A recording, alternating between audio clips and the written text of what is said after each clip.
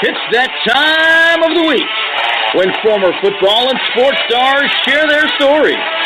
It happens all right here, right now, on Thursday Night Tailgate. With your hosts, chris-mascaro and bob-lazzari. Guys, have some fun. Enjoy the guests. Take it away. Hey, thank you, Joe. Happy New Year, everybody, and thank you for making Thursday Night Tailgate a part of your day. We are your home for interviews and conversations with legends from around the NFL, and we're also the home of the NFL Alumni Association and the Gridiron Greats. Chris Mascaro and Bob Lazzari here to hopefully make your day a little more pleasant for the next couple of hours. TNT is brought to you tonight by the great folks over at Kyvan Foods, Coastal Orthopedics, the Louisville Slugger Museum and Factory, and the French Lick Resort.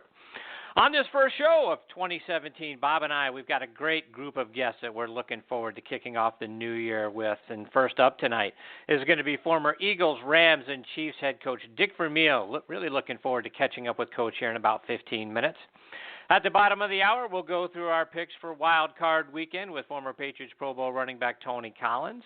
Following Tony, former Giants fullback and chairman of the Board Emeritus of the NFL Alumni Association and Thursday Night Tailgate Hall of Famer, Randy Minniear is going to be back with us. We'll kick off hour number 2 with former University of Pittsburgh and Green Bay Packers defensive back and later defensive coordinator for the Steelers, Giants, and Falcons, Tim Lewis, going to be making his TNT debut with us tonight. And then we'll round out the show with a return visit from former Cardinals Pro Bowl defensive back Kwamie Lassiter. So, we're going to kick off the new year in style tonight here on Thursday Night Tailgate. So sit back, relax, let us take your mind off everything else going on in your life for the next couple of hours. Let's start things off, though, by wishing a very happy new year to my co-host, Mr. Bob Lazzari. Bob, how are you tonight, my friend? Hi, Chris, and the same to you and your family and to all our listeners out there. Hope it's a great one, Chris, and how's everything with you? Really well, my friend.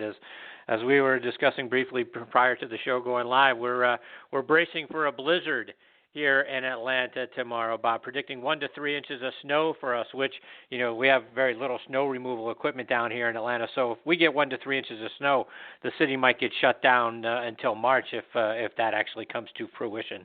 So we're all bracing for that. I'm sure by the time I get to the grocery store tomorrow, there will be no milk or bread to be had anywhere in the city. Call in the National Guard, right? That's what they do when there's a...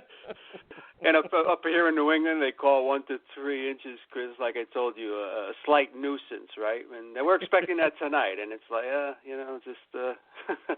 if you need a new shovel, go out and get one. But that's, I guess, hey, it does not minimize what's happening down there. I know you guys are used to it. You're not prepared for it, and just hopefully everyone down there stays safe. Up here, it's just, January to March, anything goes, so. Right.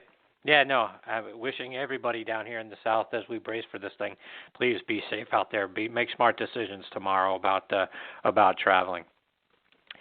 So, Bob, let's go around the NFL. Lots happened since the last time we got together. And, we always try to keep things on a positive note here on Thursday Night Tailgate. But, Bob, one of the topics that has sort of irked both of us over the last several years is the sort of off-the-field antics, if you will, of Adam Pac-Man Jones and Vontaze Burfict on the field. And we've talked about Burfict over the last few weeks. But this week, Adam Jones arrested yet again in facing 3 misdemeanor and 1 felony charge, including spitting on a nurse during the course of, this activity. He's had issues, Bob, from almost the moment that he entered into the league. He was suspended for the entire 2007 seasons when he had 10 off-the-field issues in that year alone, one of which involved him shooting at a strip club during the NBA All-Star Weekend, and one person was struck and paralyzed. I'm not sure how he didn't get jail time for that. Somehow he was able to plea bargain that down to a misdemeanor, and he paid $11 million to 2 victims in that incident. He's had further issues in 2008, 2010, 2012, 2013. He managed to stay clean for almost 3 years, and now this week, he gets arrested again. So, and, you take all of that into account, and then, he's cost his team on the field, right? We've talked about, last year the meltdown that he had in the playoffs against the Steelers, which cost them a win there. He cost them again a couple of weeks ago against the Steelers. So, Bob, this is a guy who clearly just doesn't get it. And in my opinion, should have been kicked out of the league long ago. Your thoughts on the recent issues with Pac-Man Jones? Oh, boy. I can't agree with you more as far as him. His rap sheet, Chris, and it's almost, if it wasn't so sad and tragic in a way, it would be laughable how he is still in the league. And I had a friend of mine, when I told him we would be discussing this, he emailed me a quick thing in today. He says, I'll just tell you one thing about Pac-Man Jones. He said, when Al Davis was alive, Al Davis didn't even want him on his team. And he says that should be the measuring stick to whether a guy should be in jail or not. So that is, when you think about it, some of those old Davis teams, how they were, just kind of crazy, Chris. But it is crazy. When you talk about him and Burfict's more likely to probably hurt someone on the field, while Jones, I worry about him off the field, Chris. Again, if that's me and you having a rap sheet as long as our arm, we're doing time in San Quentin. I don't know how he is playing in the NFL, let alone not in jail. Let's face it, let's put it this way, and let's throw it out there. He's not a misunderstood man. He's a bad guy, Chris. And as right. you said, we don't like to bring attention to on the show. This is beyond that, though. That's probably why we're bringing up we don't want guys like him in the game. And when we see guys that do go over the edge and are way over the board. I mean, this guy is again, Chris, it's beyond me how he's still playing. I've been asked during the week what the NFL has tried to do with this guy. I can't answer it. If he makes money for the league, I guess, and brings, what can I say, any kind of attention to the league, is it good? I don't know, Chris. I don't know. I am disgusted just even thinking that we have to bring it up and talk to him. But I thought this guy should have been in jail years ago. Yeah, no, and I, obviously I agree 100% with you, Bob, and you make an interesting point, right? We've heard, so often in the media, any kind of news is good news, or, publicity is good, good publicity. Certainly he's bringing bad publicity to the league, and it's happened so frequently. I just don't get it. I mean, I thought, Roger Goodell and the guys in the head offices up there were trying to clean up the league a little bit, get away from a lot of this stuff. And really, like we talk about every single week on the Spotlight on the Positive, so many guys are doing great things, and I don't want to spend too much time on this negative stuff, but he has gone so far beyond, the negative news. It's just ridiculous news at this point that I would really hope that Roger Goodell has seen enough. And, obviously they got to let all the facts come out, in this case, what exactly did happen and that sort of thing. But if all of these things are proven that, they did happen and, all the misdemeanors and the felony charge here are warranted, then I hope they'll take a hard look at it and say, you know what, enough is enough, Mr. Jones. Thank you very much. Good luck in the rest of your life. So hopefully that's the kind of thing we find out if again, these alleged charges are truly factual, if you will. And Bob, another unfortunate thing, much different situation though, going on right now is obviously the Raiders quarterback situation. Really tough to see Derek Carr go down. I'm a big Derek Carr fan. I really like this kid, and he was having a great season. One that the Raiders offense, was really flourishing under. They were near the top of the league, 7th in average points scored per game at 26, 6th in average yards gained per game. He goes down. They bring in their backup, Matt McGloin. He goes down with a left shoulder injury, last week against Denver. So this week, they're going to be turning to rookie quarterback Connor Cook. He replaced going in that game against Denver, got some reps, 14 of 21, 150 yards, 1 touchdown, 1 interception. Bob, your thoughts on the Raiders quarterback situation and their chances going forward now in the playoffs under a rookie quarterback? It's devastating, Chris. You and I talk almost on a weekly basis how important the quarterback position is to the NFL. And when you have a bona fide superstar, and make no mistake about it, Chris, this guy is a superstar. People think he peaked this year. I mean, he actually threw for more yards last year, Chris. And I was looking at the stats this afternoon. He's thrown for 60 touchdowns in the last 2 years, 19 picks. Unbelievable years. Almost 8,000 yards. I mean, it's ridiculous numbers. Now, when you take that away from any lineup, regardless if they have a few other offensive weapons, I just don't see the backup doing the job. I mean, it's really tragic to see this. So there are teams there where their starting quarterback and their backup are closer in talent to one another than this. I mean, Carr just trumps everybody. This isn't even close. And it's just so sad because of that. The way that franchise, Chris, has taken beatings, we've talked about over the last few years. And they were on the upswing, and here you get something like this happening, and the possible move to another city. They were just getting a lot of interest, and this is they're probably going to go. I can't see them winning a playoff game now without him playing. Maybe they'll surprise. I don't think so, but it's just devastating, not just for this year, Chris, but just the future of this team. Yeah, obviously it's disappointing. I'm sure Raider Nation out there is very disappointed, right? They had they're having such a great season, and to have Derek Carr go down, that definitely has to be devastating for the organization. But I'll tell you what, Bob, I'm really interested to watch Connor Cook this season. And Connor Cook was a quarterback I was high on coming into this year's draft, fourth round draft pick by the Raiders, and it sort of scratched my head thinking, and I was sort of disappointed for Cook because as a kid, coming in, you got to look at what Derek Carr is a young kid. He, hasn't even peaked yet. He's got a lot of years left in this league. He's a budding superstar built on that this year. To your point, Connor Cook, had to sort of, I'd love to have the opportunity to chat with him because getting drafted by the Raiders, you got to be looking like, why are you taking me? I'm not going to get a chance to play here, barring something like this, an injury, for years, right? And he was a kid that I'm very high on. I think he's got a lot of skills. It'll be interesting to see how he deals with this situation. We talked to Coach Dick Vermeil here in just a couple of minutes. It'll be interesting to get Coach's thought on a guy like Connor Cook, and we've heard Bob forever, right, about the speed of the game and how I heard Steve DeBerg talking about there's three speeds in the NFL. There's preseason speed, there's regular season speed, and then there's playoff speed, right? Each one obviously getting more and more. It'll be interesting to see how Connor Cook reacts to this.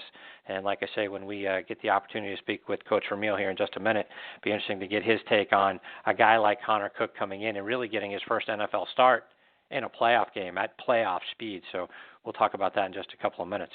Bob, one more. I wanted to get your thought. Speaking of quarterbacks and quarterback situations, right, we've got head coaching jobs now open in Jacksonville, Denver, San Francisco, and Buffalo. We've got the offensive coordinator position now open with the Jets.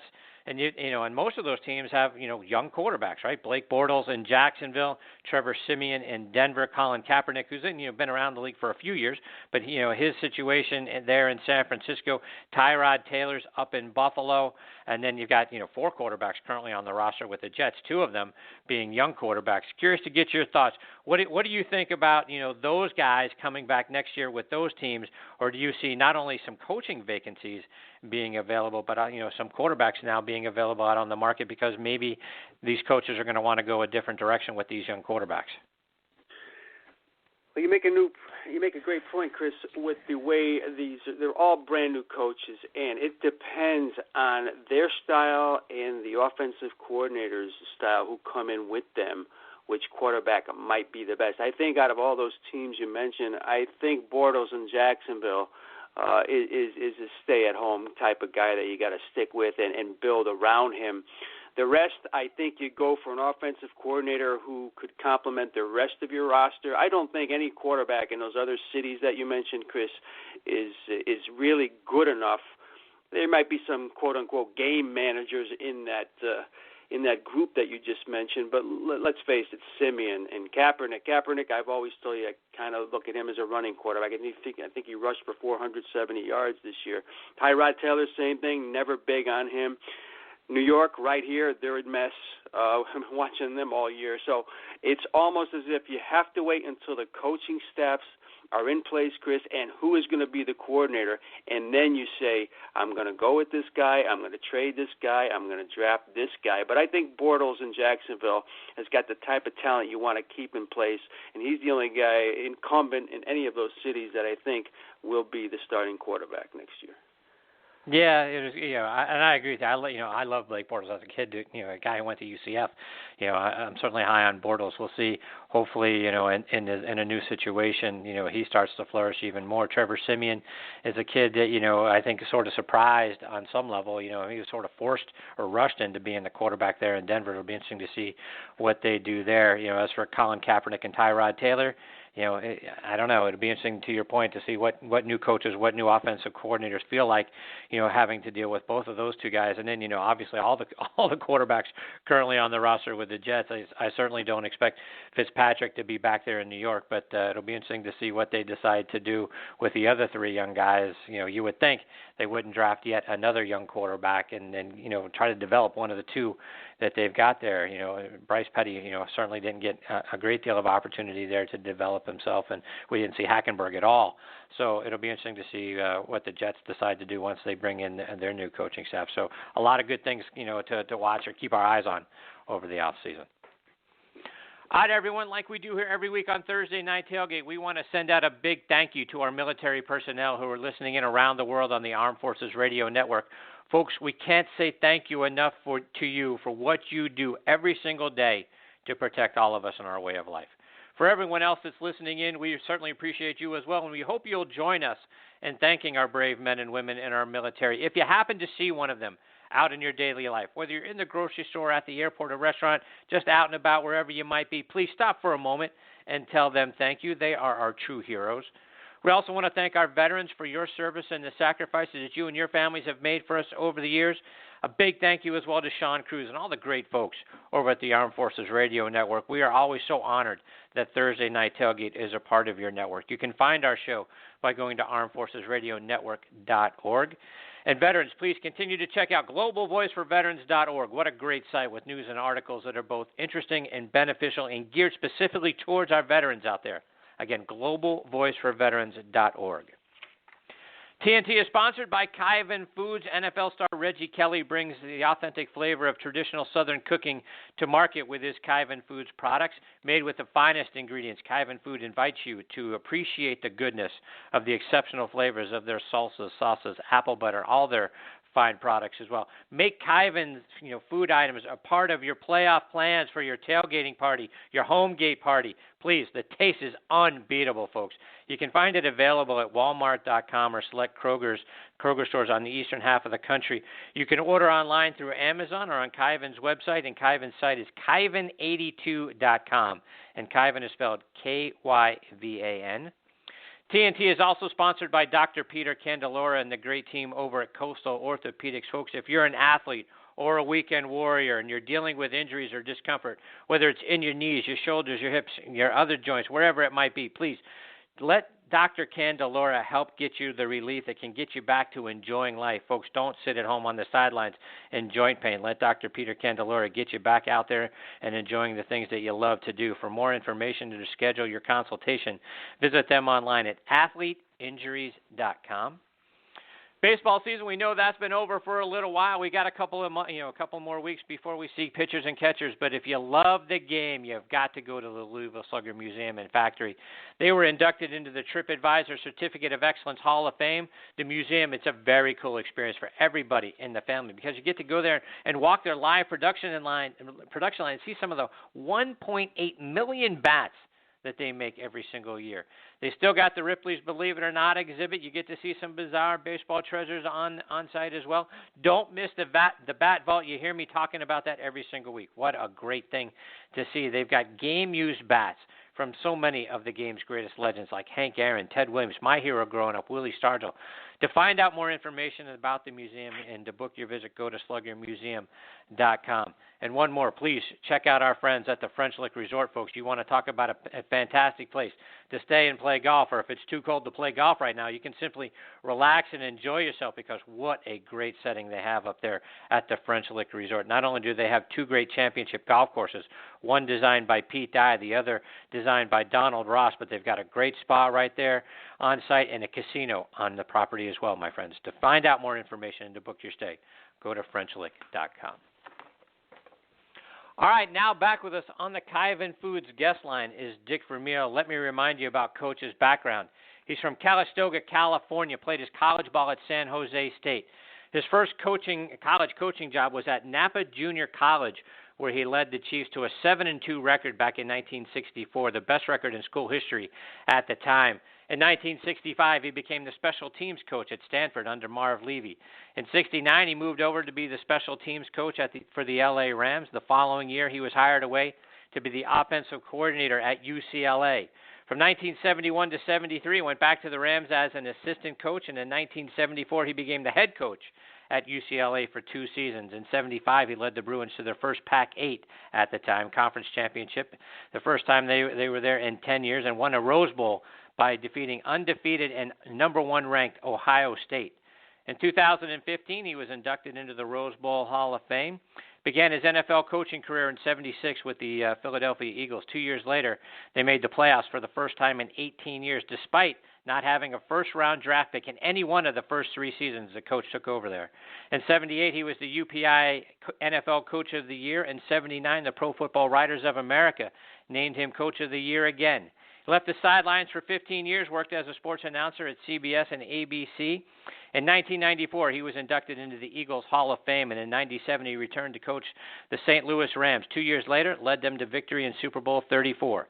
20 years after his last time being named Coach of the Year, he was named it again in 1999. Briefly left coaching after the Super Bowl victory, but returned in 2001, this time with the Kansas City Chiefs. He remained there through the 2005 season, earned his 4th Coach of the Year award in 2003 when the Chiefs started the season 9-0 and finished 13-3, winning the AFC West Division title, and had the NFL's top-ranked offense for a second straight season. 2008, he was named to the Rams Ring of Honor, and in 2011, he was inducted in the California Sports Hall of Fame, and we are honored that Coach Vermeil is back with us again tonight here on Thursday Night Tailgate. Hey, Coach, Chris and Bob here. Thanks for coming back on the show. Good evening, Coach. All right. Good evening. How are you guys doing? Pretty busy. Oh, really well, Coach. How are you? Very good. Thanks. I'm doing all right. I'm doing okay, thank you. So, Coach, as I went through all of those things, all of those accomplishments that you've had through the course of your life and your coaching career, do you ever, this time of year or whenever you have a quiet moment, do you ever sit back and reflect on all the people that you've touched over the course of your life and all the things that you've been able to accomplish? Oh yeah, I don't look in that direction. I look at all the people that touch me. I hear from kids. I coached at Hillsdale High School in 1960. I heard from a couple of them today because we lost our starting left tackle, passed away. I look at it. What a great thing they did for me, because I learned a long time ago, Chris, that players win games, not coaches. Just got to make sure you give them the right tools. So, Coach, I wanted to get your thoughts on this year's playoffs. We hear the media all the time talk about the speed of the game being even faster, than it normally is once you reach playoff time. As I was talking at the top of the show, I've heard Steve DeBerg and Danny Cannell was commenting on this earlier this morning on ESPN, but DeBerg told him as a rookie that there are 3 speeds in the NFL. There's preseason speed, there's regular season speed, and then there's playoff speed. Was that your experience as well? The speed of the game goes up even more this time of year? I don't know if the actual physical speed of the game goes up, but the emotional side, the energy comes up a ways. And once you play a quarter in it, then it goes back to what your best energy was at any other time. There's no such thing as 101%. Nobody has been more than 100% dead. Okay, so when you get teams up to a level of giving 100%, that's what they give, and they're more apt to do it consistently on every snap in a playoff game. And, Coach, when you look at this situation with the Raiders now, right, having to go with rookie quarterback Connor Cook, it's going to be his first NFL start, this weekend. If you were the head coach in that situation, how do you get a guy like that prepared, sort of beyond the X's and O's? You talk about the emotional level going up. How do you get a rookie who's never started a game prepared for what he's about to face this weekend? Well, I think you do that all year. You don't do it the week he takes the job. That's a process you work with all year round. And I think a lot of coaching staffs do a good job of it. Some don't do a good job of it. But I always felt, especially when I came back and I wasn't coordinating my own offense and coaching my own quarterbacks, and I spent time on the roster, I made sure I invested time in people that I feel that might all of a sudden find themselves playing that didn't expect to play. And the big thing is to prepare them mentally, and that they will be ready when the time comes, and be confident of that, and believe in yourself, and we'll surround you with everything it takes for you to do it right at that time. Is that how you helped Kurt Warner be successful? Kind of thrust into a situation he wasn't necessarily, prepared for, or wasn't handed to him then, right? He was kind of thrust into that thing, thanks to an injury to Trent Green. But is that how he was more or better able to handle that situation because you prepared him early? Well, first off, Cook was a draft choice coming out of Michigan State. What, a third-round pick? Yeah, fourth round. Yeah, fourth round. They had a pretty good player. I watched him play some. Kurt didn't start a game of college until his senior year at Northern Arizona. And then, he went to the Green Bay Packers as a free agent. And then he went into the Arena League. And then when we signed him, we sent him over to the European League, NFLPA, over there. And he played 10 games there. And the year he was with us in 98, he played, I think, 14 snaps the last game of the season. So he had 14 snaps of experience coming in to taking over the job, the fourth preseason game of the year. So no one will ever do that again as he did it. It had never been done before, and it'll never be done again. And let's hope Cook is Kurt Warner. But I don't know how many Kurt Warners they ever made, okay? Yeah, that's why he's a finalist in the Hall of Fame for the third time. And I think, he's going to go in. It's just a matter of when. I don't know why it's taken him so long. But he was a rare thing. And everybody that's been around him likes to take credit for him. All I helped him do, number one, is give him the opportunity and help him, provide him the confidence that he was capable of getting something done beyond his own expectations, and provide him with the people around him that could teach him to take advantage of his talents, like Mike Martz and Al Saunders and Jim Hannafin, and then provide him a process in which he could develop his skills when he wasn't playing. It's tougher today on a Cook.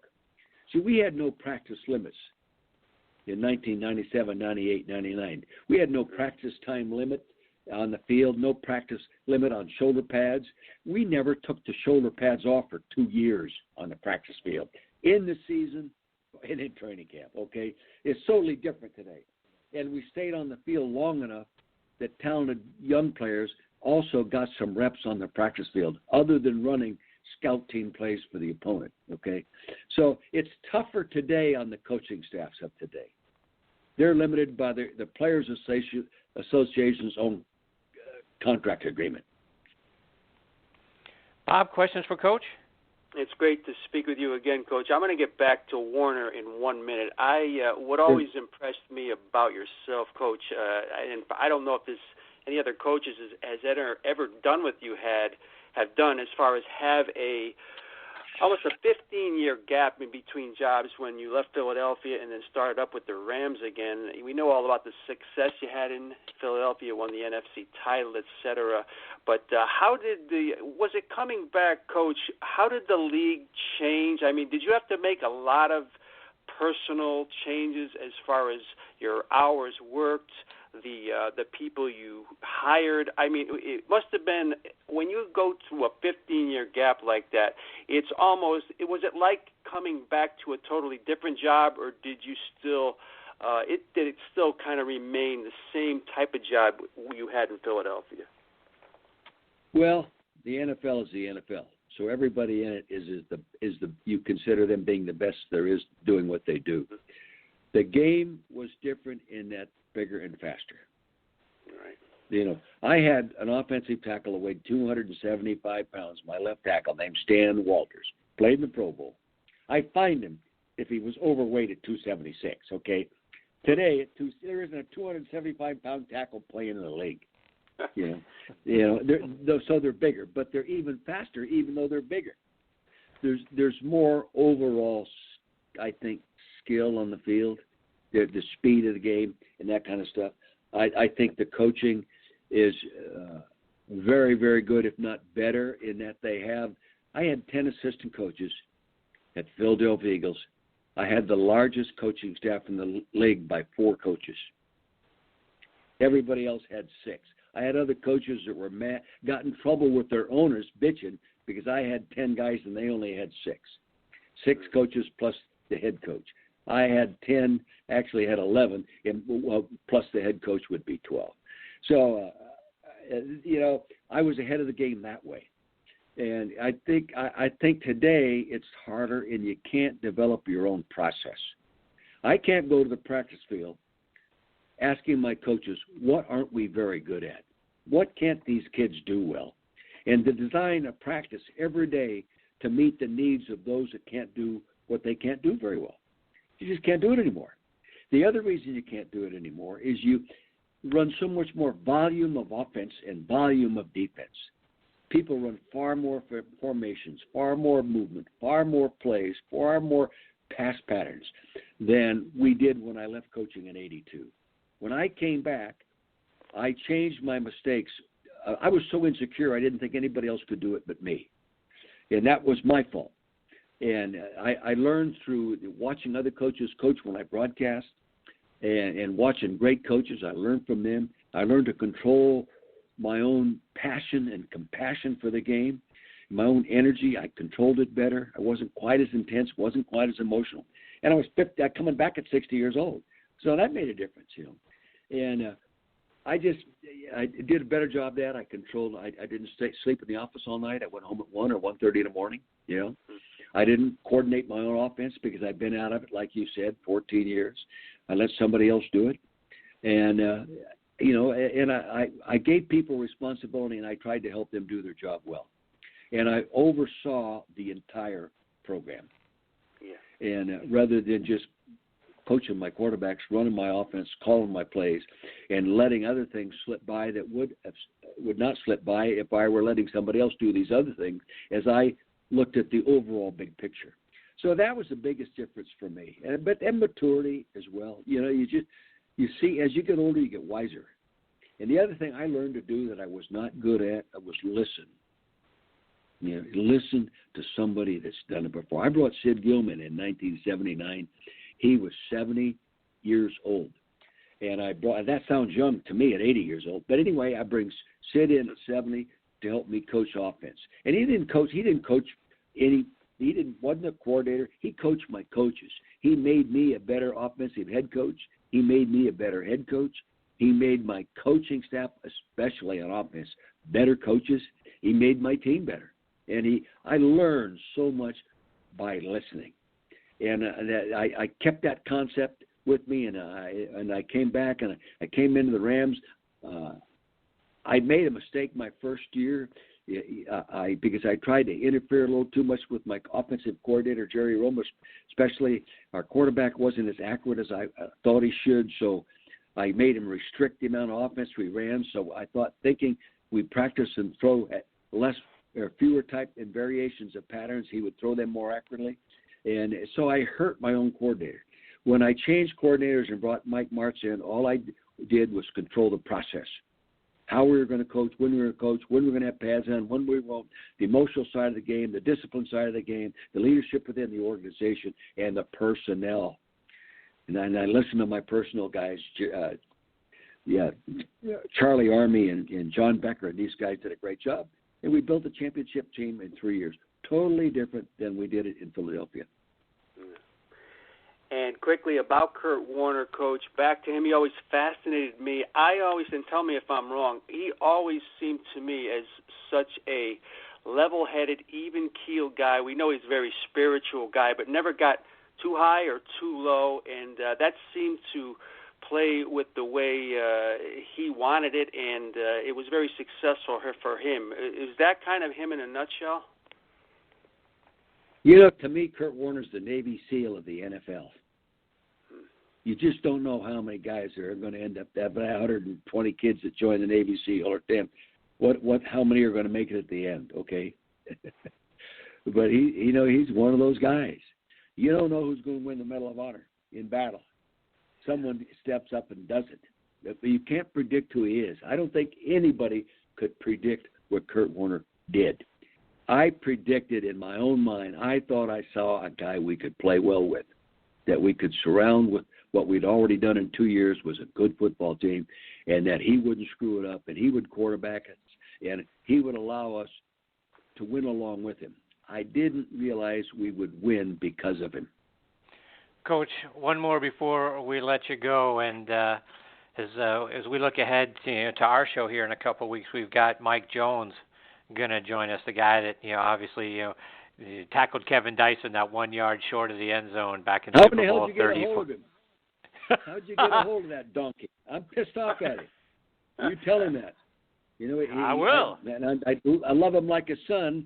And I got a note from him, no address. I got a phone number. I go nothing, no email thing. And I went to where he was coaching football until it didn't work out this past year. I heard of that. I cannot get a hold of him. I'm pissed at him. Okay. I'll pass that along message to him.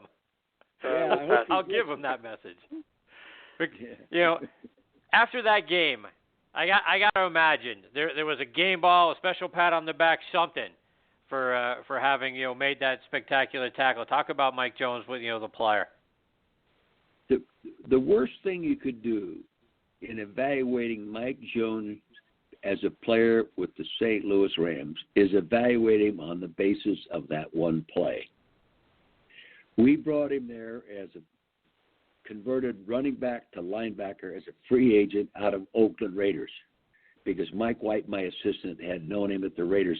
And, he thought he could end up being a good player. But what we really thought he could be is a real strong character leader to help us rebuild the culture of the St. Louis Rams locker room. And believe me, he did that. He wasn't always the glorious leader and all that, but whenever there was a team thing that needed to be discussed, players always went to Mike Jones without him asking for it, without a vote. Will you go talk to Coach Vermeil? I had a great relationship and still do with Mike Jones. I've seen him a ton of times. I've gone into where he was coaching at Lincoln University. I've gone in there 3 different times in the spring and spent time trying to help him run money for a rundown program. And he put his life and soul in it. It only got back out of it probably was the appreciation from the kids he coached. So his contribution to our success in that game was much bigger than that one tackle. The one tackle was more spectacular because it happened all at once. They didn't see him every day. In a way, he did that for us every day he came on the field. Coach, before we let you go, let our listeners know, what are you doing now?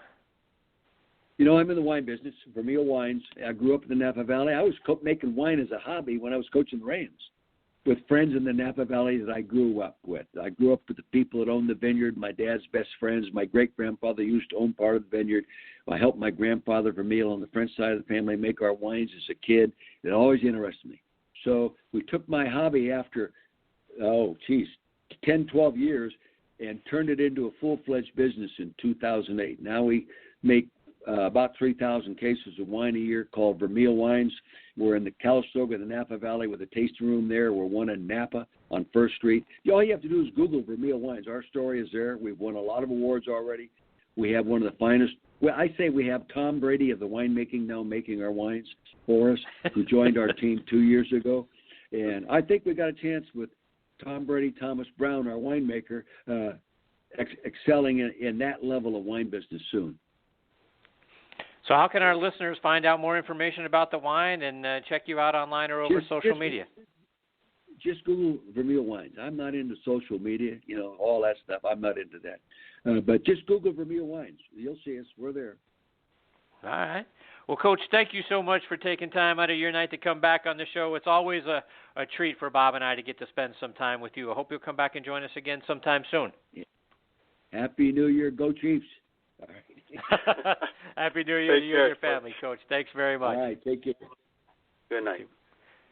That is former head coach Dick Vermeil. Bob, so much. I mean, obviously, the guy is an encyclopedia of football. To be able to, get an opportunity to pick his brain for just, a few minutes is an unbelievable privilege. But to think about, him looking back over the course of his career and all the people that, he's touched and have touched him, and then, some priceless stuff I wrote down, to think about, Sid Gilman bringing him back at 70 years old. And made coach a better coach, and some of the lessons that you learn, right? Listen, right? How many times do we talk about that on this show and just in real life?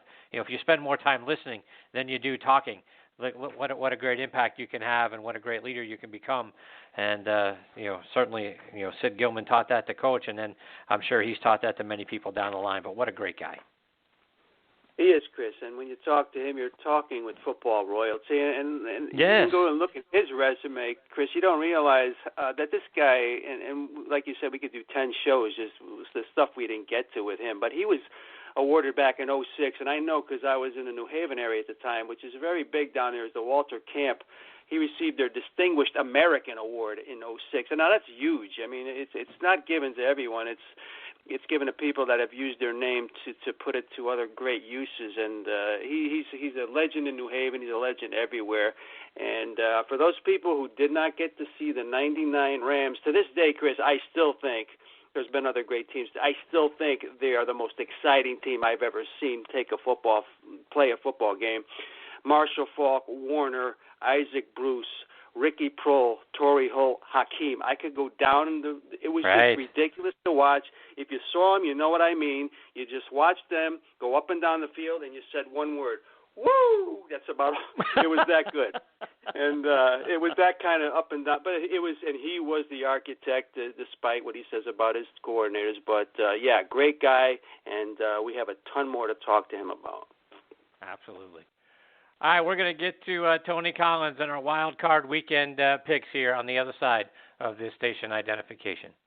This is Christine Lisi, and you're listening to Thursday Night Tailgate, where NFL stars go to tell their stories with Chris-Mascaro and bob-lazzari on the Armed Forces Radio Network. And now back with us on the Kaiven Foods guest line in his weekly time slot is former Patriots Pro Bowl running back Tony Collins to go through our picks for Wild Card Weekend. Happy New Year, Tony. How are you tonight? Hey, Tony. Happy New Year, fellas. I'm You doing too. fantastic. How you guys doing? Oh, right. really well. Thank you, Tony. So, Tony, the last time we got together and did our picks, you went out on a couple of limbs trying to catch up and make up some ground on Bob and our standings. Unfortunately, it didn't pay off as well for you as I'm sure you were hoping for.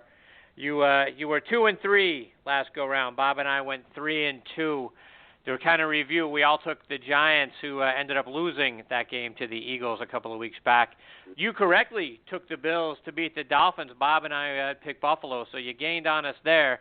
But unfortunately, Bob and I correctly picked the Raiders to beat the Colts. You went with Indy, went out on that limb on Indy. You went out on the limb with the Ravens over the Steelers. Bob and I took Pittsburgh, and then we were all correct in taking the Chiefs over the Broncos. So as a result of all of that, Tony, Bob remains in the lead. He's 38-22-1. I'm a couple of games back at 36-24-1. And Tony, you got 4 games to make up now. You're 34-26-1. So you're 4 games back with 11 games remaining on the schedule. So you got a lot of giddy up to do. I got to go out on a limb again this week, man. Yeah, you might have to go out on a few limbs over the next couple of weeks.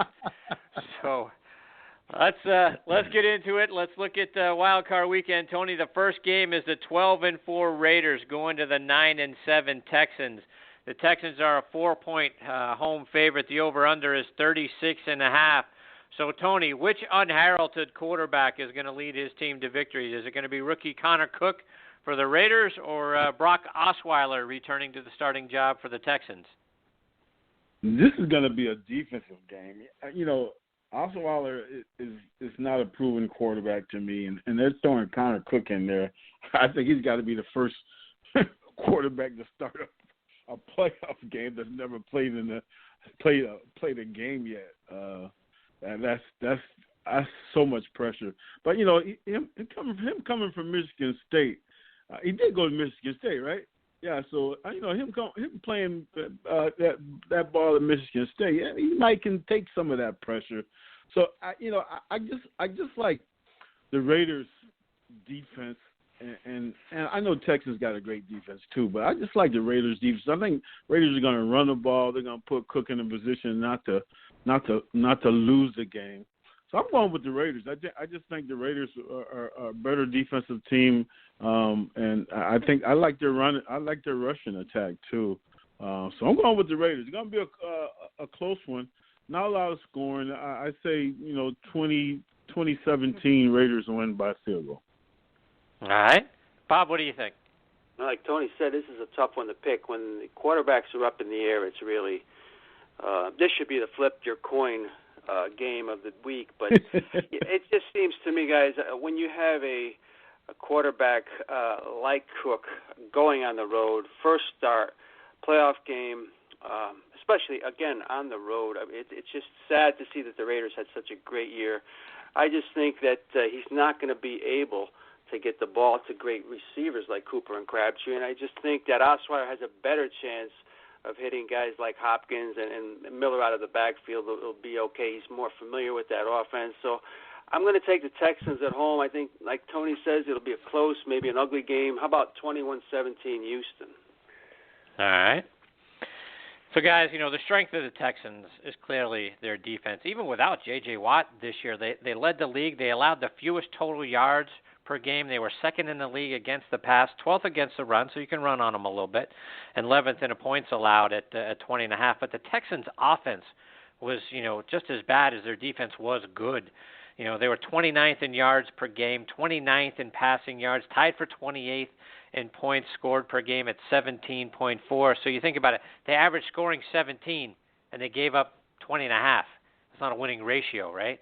So, they got those issues going on, right? The Raiders, obviously, as we've talked about several times tonight, going to go with, Connor Cook, and like you point out, Tony, his first start in the NFL ever. Now, his numbers were pretty respectable last week, guys, against Denver when he had to come in. 14-21, 150 yards, 1 touchdown, 1 interception. And Tony, like you point out, his time at Michigan State, pretty nice quarterback. 71 touchdowns there, 22 interceptions. Started for 3 seasons, and in those 3 seasons, they were 36-5 with him at quarterback, including 13-1. His first year starting there, and the one loss was a 4-point loss to Notre Dame, and he, later that year helped them beat number 2 Ohio State in the Big Ten championship, and then went on to beat number 5 Stanford in the Rose Bowl. So to your point, Tony, no stranger to big games. So, I like this kid a lot. And Bob and I were talking about it at the beginning of the show. A tough spot for him, right, to come out and really shine in your first start like this. But, boy, I like this kid. And so, hey, it's in Houston, right? Osweiler's got, obviously, a better defense going for him than the Raiders have. Khalil Mack, who was such a stud for the Raiders and was really on fire at the beginning or the middle part of the season, right? Had 11 sacks in a 10-game stretch, but he's been shut out over his last 3 games. So, I'm just too much, I think, going for the Texans at this point with a good defense at home. And, Cook, getting his first start. I'm going to give the edge to the Texans. I'm with you, Bob. I'm going to go Texans 24-13 in this one. Tony, our second game is the 9-7 Lions going to the 10-5-1 Seahawks. Seattle's an 8-point home favorite. The over-under is 43.5. So, Tony, is there any way the Lions go into Seattle and walk out winners? Man, I think they've lost like 3 in a row now. They're just right. That's not really good going into a playoff game.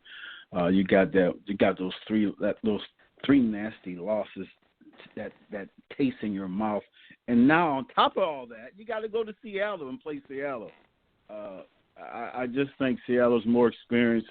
in a playoff situation, and they're home. Got to go with Seattle. I don't think it's going to be close. 37-17, Seattle. All right, there's the Tony Collins blowout special of the week. Bob, what do you think? I'm with Tony, guys. I don't think any team, well, especially the Lions, at this point can go into a brutal environment like Seattle and pull the upset. If you look at Stafford and Wilson, you would think Stafford probably his stats would be much, much better than Wilson. They're probably almost identical, their stats, guys. So that's a wash. Neither team is a great running team. It's just that Seattle, with that defense and the home crowd, it automatically is going to give them a huge edge. Yeah, they're going to win 30-20. How's that? 30-20 Seattle. Yeah, well, I'm pretty darn close, guys. I'm with you. I like Seattle in this one too. The Lions defense has given up 73 points, right, in the last two losses against the Cowboys and the Packers. So Seattle is obviously licking their chops, looking to, get a hold of that defense. Seattle has struggled at points this year to score points. So you look at, they've averaged, they've turned it around. They've got 27 points per game over their last 3 weeks. Boy, it's just, I'm with you. I just think there's too much Seattle. Seattle at home. Lions defense not playing well. Seattle's defense, we all know, is very good. They're 7-1 at home this season. So, I like Seattle as well, Bob. And Tony, I got it 31-20. So you had 30-20, Bob. I got it 31-20. We all think Seattle are big winners in this one. Third game this week, fellas, is the 10-6 Dolphins going to my 11-5 Steelers. The Steelers are a 10-point home favorite. The over/under is 46.5. Tony, can my boys get revenge for their earlier season loss to the Dolphins? Absolutely. With Moore playing, I think even if Tannehill be playing, it's going to be cold in Pittsburgh. Miami's not used to that cold weather. Pittsburgh is playing some good ball offensively right now, scoring some points. They got all the weapons. I think everybody's healthy on that offense right now, and so I'm going with Pittsburgh, man. Because Miami has a good rushing attack, they may keep it close for a little bit because they'll have to do some ball control. That's the only way they're going to stay in the game. But it's still going to be 27-17. I'm going with Pittsburgh. All right. Bob, what you got? Yeah, that was great analysis by Tony. I mean, there's just the one thing that just stands out, guys. Roethlisberger, 18 career starts in the playoffs, Moore making number one. In Pittsburgh, cold, it's not going to reach freezing. It's just they have no chance in this game. I just don't think, even with the good running back Ajayi, they could be in it for a while. But Bell, these guys are rested too. They're pretty healthy, Chris. Yeah, Ben has a big day. 31-17, Pittsburgh. All right, boy, we're close again. 1 point up. I got the Steelers winning 30-17, Bob. And the Steelers won 6 in a row, coming off a sort of a bye week, if you will, last week against the Browns, where they got to rest a lot of their players, right? So, they got that going for them. Darius Green coming back, Stephon Tuitt coming back, he's healing up. The Steelers, they're going to have to play much better now against the run, right? Last week against Cleveland, Isaiah Crowell had 152 yards, right? So you go back to Week 6 when these two teams played last. Jay Ajayi rushed for 204 yards and 2 touchdowns, right? So the Steelers are going to have to play a lot better against the run, right? Because without Tannehill, Matt Moore, to you guys' points, getting his first start in the playoffs, right? Miami's going to rely on the run, so the Steelers have got to be able to stop that run. But, you go back to that last game, the last time they played, Roethlisberger only threw for 189 yards, 2 interceptions. He was injured at that time. Le'Veon Bell only had 10 carries in that game. I don't think you're going to see anything like that this time around. I expect Bell to have a very big game. The Dolphins are 30th against the run. They're allowing 140 yards rushing per game. Ben's going to be better. So I'm going with my boys as well, like I say, 30-17. The last game this week, fellas, is the 11-5 Giants going to the 10-6 Packers. The Packers are a 4.5-point home favorite. The over/under is 45. Tony, the Packers have won 6 in a row. The Giants have won 3 of their last 4. Who do you like here? I tell you got to keep an eye on the Giants, man. Anytime they get into the playoffs and they have the ability with Manning back there and Beckham, and you got to be really careful with this team. I hope they don't make it to the Super Bowl because I know my Patriots are going. And I don't want to see the Giants nowhere near the Super Bowl. Yeah. But Green Bay's playing good ball, man. They're on a roll right now. They've got hot. They've got hot at the right time, and I just can't see New York going in Green Bay and beating them. But it is going to be a close game, though. I think it's going to go down to the wire. But Green Bay will pull it off, 30-27, win by field goal. All right, Bob, what do you think? Yeah, I think it's going to be a game, like Tony said, close, probably high scoring despite the Giants' good defense. But if you said either team could kind of show up but not show up, you wouldn't be surprised because of what we've seen over these two teams over the last couple of years.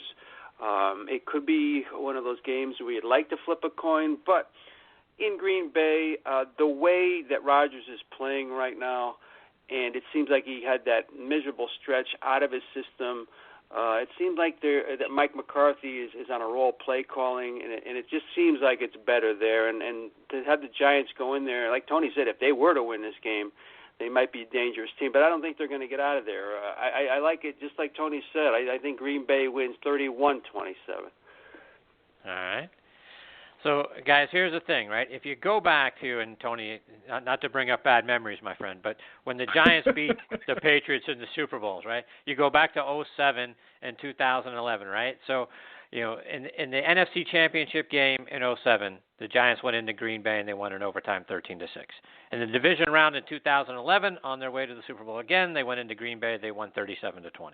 So, in their three recent wins, the Giants have allowed a total of 23 points, right? The Giants defense finished second in average points allowed at just under 18. The only team better were the Patriots, were Tony's Patriots. The defense doesn't get enough credit there in New England. But, the Giants tied for third against the run. Dominique Rodgers-Cromartie ended up tied for second in the league in interceptions. And the Giants ended up, one behind the Chargers, Chiefs, and Ravens in total interceptions as a team, right? So that would finish fourth, one behind these three teams that were ahead of them. But they had 17 interceptions as a team. You look at Green Bay's weather on Saturday, right? High of 9, low of -2 in Green Bay, this weekend. So, and Bob, I think, you guys both point out neither team really ran the ball very well this season. The Packers were ranked 20th in rushing offense. The Giants were even worse at 29th. So Green Bay's offense, is vastly better. They averaged 27 points a game while the Giants were 26 at only 19. But something is telling me in this game, right? The Giants, to your point, Tony, always dangerous, right? They got three playmakers at wide receiver, and Odell Beckham Jr., Sterling Shepard, and Victor Cruz. The field's going to be frozen. Can I see, someone making a cut and breaking a long one? Absolutely. So I'll tell you what, guys, I'm going the opposite way. I'm going to take the Giants and their magic, and I'm going to say that no, that's the Giants. No. I know you hate it, Tony, because they're looming on the horizon for your boys, and the last thing you need is a Giants-Patriots Super Bowl number 3. But I think the Giants get a win here, fellas. I'm going Giants 24-20. Tony, before we let you go, remind everybody about the great things you're doing helping kids go to college. TonyCollinsFoundation.com and TonyCollinsProjects.com, giving out scholarships to high school seniors going off to college. Go visit the site, make a donation. Great stuff. Very good. Tony, thank you for your time again tonight. We look forward to seeing how we do. We'll catch up with you again next week, my friend. Yes, sir. You guys have a good one. Have a great week. Take care, Tony. That's Tony Collins and our 4-star picks of the week this week. We're going to get to our next guest, Randy Minniear. We're going to do that right on the other side of this station identification. Hello, everybody. Van Earl Wright here, reminding you that you're listening to Thursday Night Tailgate with the dynamic duo of Chris Mascaro and Bob Lazzari, right here on the Armed Forces Radio Network. And now back with us and making his 7th appearance on the Kyvan Foods guest line is a wonderful partner of ours and a guy who's been so great to us over the years and has become a great friend to us on top of that, and that's Randy Minniear. Let me remind you about Randy's background. He is from Indianapolis, Indiana, played his college ball at Purdue, where he led the Boilermakers in rushing touchdowns in 1964. He was a 20th round draft pick in 1966 by the New York Giants and played in the NFL from 1967 to 1970 with the Giants and the Browns. He spent 30 years as the chairman of the board of the NFL Alumni Association and is now their chairman of the Board Emeritus. In September of 2015, he was a member of our Thursday Night Tailgate Hall of Fame class. And later that year, in November, he was inducted into the Indianapolis Public School System Hall of Fame. Randy's a gentleman that Bob and I both admire and have a great deal of respect for, and we are thrilled that he is back with us again tonight here on Thursday Night Tailgate. Happy New Year, Randy. Chris and Bob here. Thanks for coming back on the show. Oh, guys, Happy New Year to you both. May it be a very, very happy, healthy, and prosperous one for y'all. And Chris, way to pick the Giants. I love it. Hey, Randy. Hey, Bob, how are you? Good, thank you. At least somebody's Randy, picking the Giants. I don't know.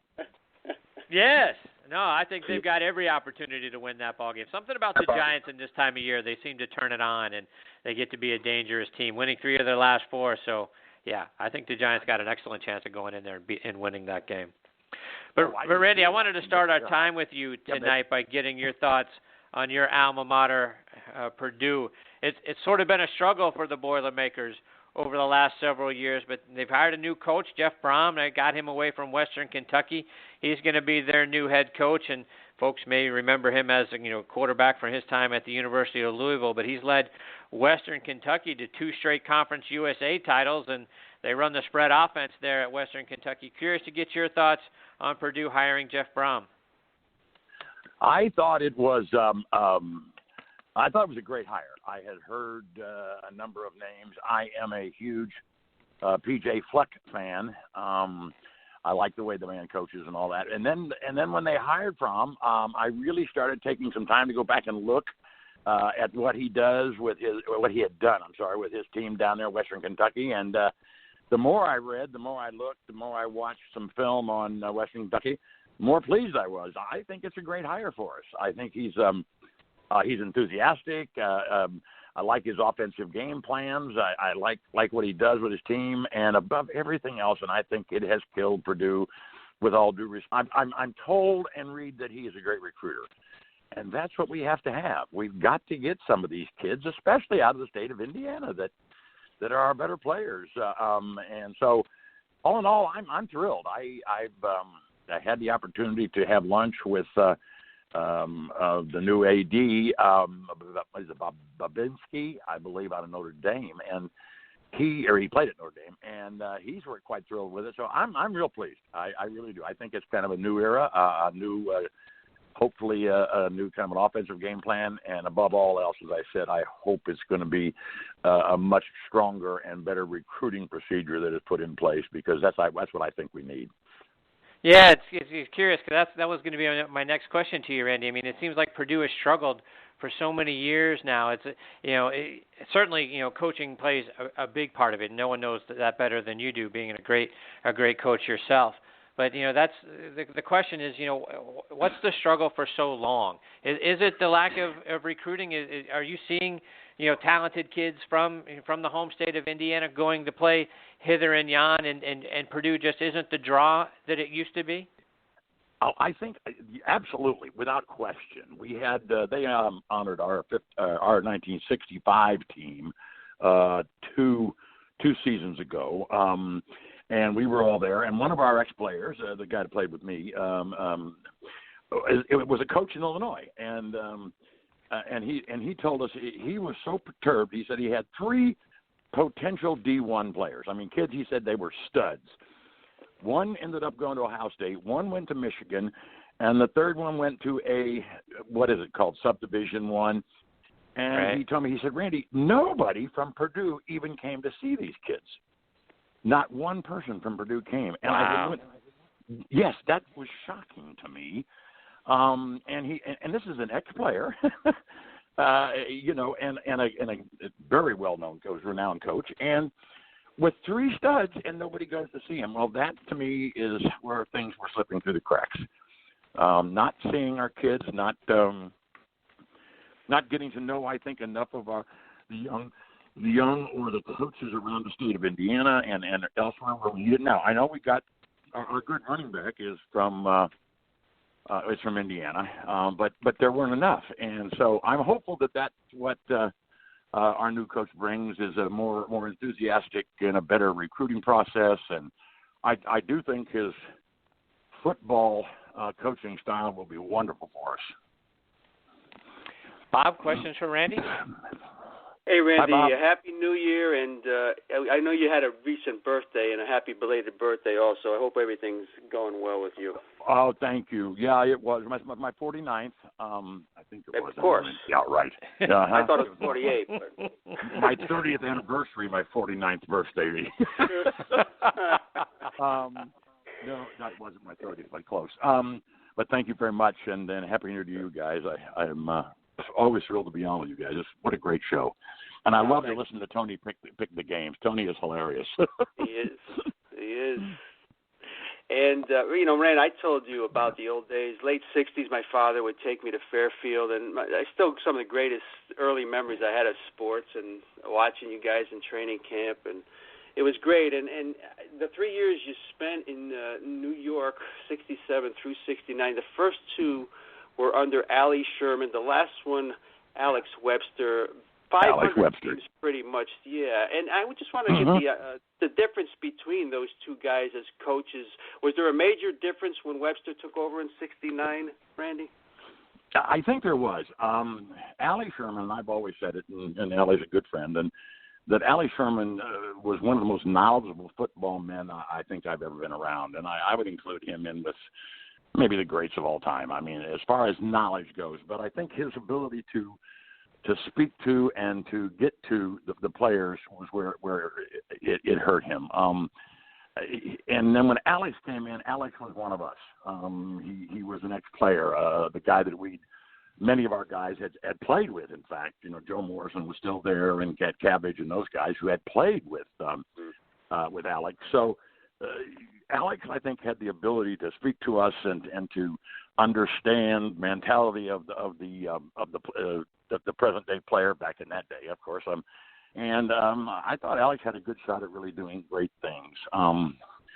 I think one of the things that made it hurt Big Red was the fact that, and I said it was a good thing, but it also was a bad thing that he had played with some of these guys.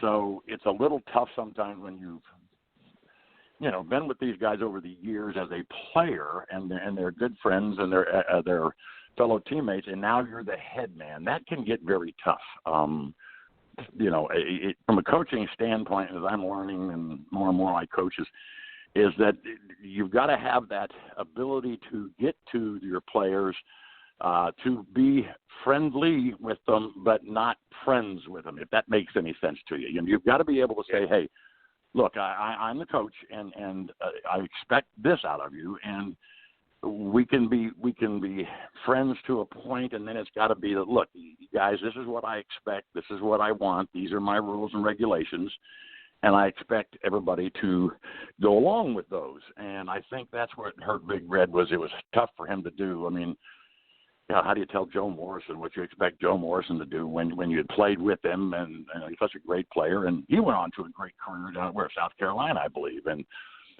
but there was a major difference in the ability to relate to the players between Allie and Big Red, and then the trades that Allie had made, or that the giant organization had made under Allie. Getting rid of a number of our greats and trying to go from there. I think that hurt him with the fans, and then the fans got on. Those 2 years there were a little rough. I mean, we used to have to, one of the rules was keep your helmet on leaving the field, because if we lost, there were a lot of projectiles coming down, ketchup bottles, mustard bottles and things. And they stopped giving those out after a while, but it was a little crazy. That's great. Randy, we started the show off, Chris and I. We like to keep the show on a positive note for the most part, but we had talked about guys like Pac-Man Jones and Burfict, and I'm reading today about the defensive end in Dallas who was suspended for a year. Now, having worked, in an alumni position and having much pride in the league, when you read about guys like this, and I know it's no different than the regular population, Randy, but what is a guy like you, how do you react when you see things like this with the money that these guys can make? Do you have some sympathy? Can you offer them help? Can you get them help somewhere? Or how do you react when you see things like this happening? Very poorly. We don't like it. I mean, not that we don't like it. It absolutely kills us. I mean, it really does. We talk a lot about it.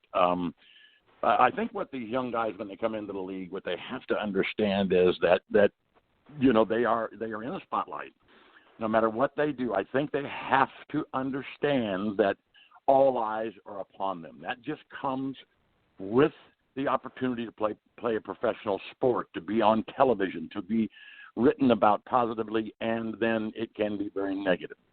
I think a lot of our guys, and I've talked to a number of guys since a couple of these things have happened, and there have been way too many. It's very annoying to us that in my opinion, and I say this honestly, I think it is a lack of respect for the game. We all like to do things. We all like to get out and get around and have some fun. And, there's no better place to do it than when we were in New York in those days. But in those days, things weren't written. Everything wasn't written about. There was a kind of an unwritten rule that, what is seen by reporters or what goes on. I mean, you go all the way back to Babe Ruth. I mean, Babe Ruth was a wonderful man, I know, but, people didn't write about the negative things. And today, that's what seems to sell and what gets all the publicity. And yet there are so many guys who do so many good things. I'd like to see more of that kind of publicity. And these young guys, they just have to understand that more is expected of them. As they get more, the opportunity to play, the money they're making today and those kind of things, more has to be expected out of them. I'm very, very big, as you know, in working with young kids. I coach high school football, and it's very hard to explain to young kids and things about how to live their lives and how to stay out of trouble and be careful of who you associate yourself with, and that you can get accused of things just by association and things. And then they read this in the newspapers and they kind of go, well, these guys are making millions. And, hey, Coach, did you see about so-and-so? And why would he do that? Well, I don't know why he did it, but I wish these guys would take more responsibility in realizing the impact that their actions have, not only on their teammates, but on the league, on all of us who played the great game of football. And more than anything else, what it does to the kids. That's the thing. I've never believed that we're role models. I mean, I'm sorry, we're not heroes. I've never believed that we are heroes. We can be role models if we're willing to accept it. But I think the heroes are the firemen, the policemen, our warriors in our military above everybody else. Those are heroes. We're just guys who work very hard and reach the heights of our profession.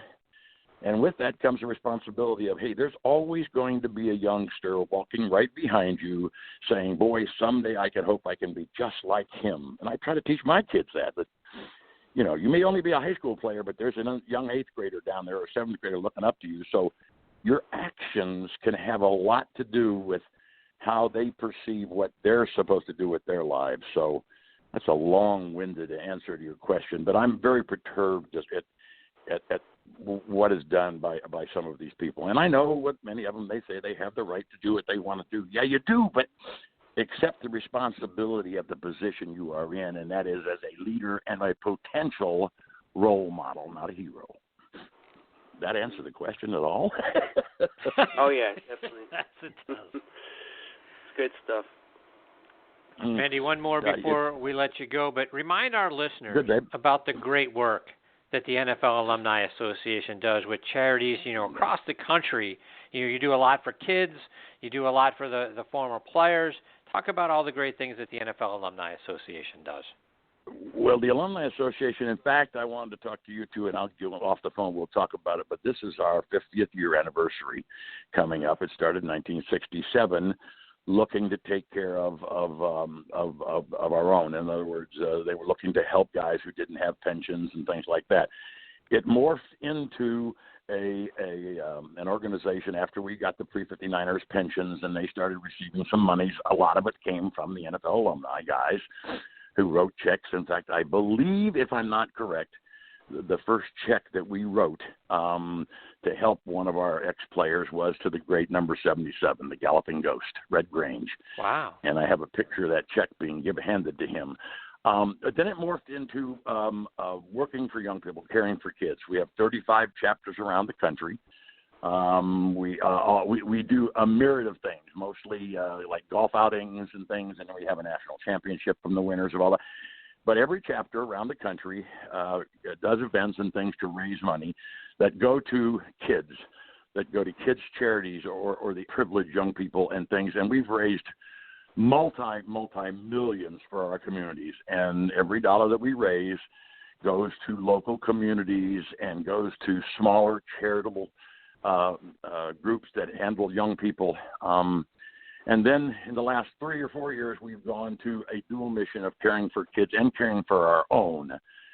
So part of the monies that we now raise in one of our boards is with the association board, which I also sat on, was caring for our own. And we now support the Player Care Foundation, which is a board set up along with the NFL,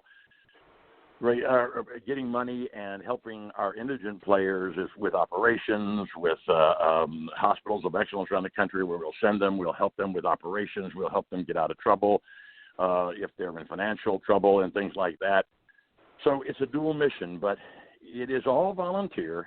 It is just a group of guys. It's not mandatory after you retire, but most everybody joins that cares about our young people, that cares about the youth of our country, cares about charitable endeavors, and now it cares also about our own. So we support the Player Care Foundation with monies granted to them with their great work, which is where every player who has a problem financially or health-wise can turn to the Player Care Foundation for help on top of anything they can do for themselves. So I'm very proud of the alumni. As I said, this will be our 50th anniversary at our national convention. We're going to celebrate 50 years of giving out millions and millions and millions of dollars to youth charities and now to both charities having to do with kids and to our individual ex-players who need the help. And we hope that any ex-player that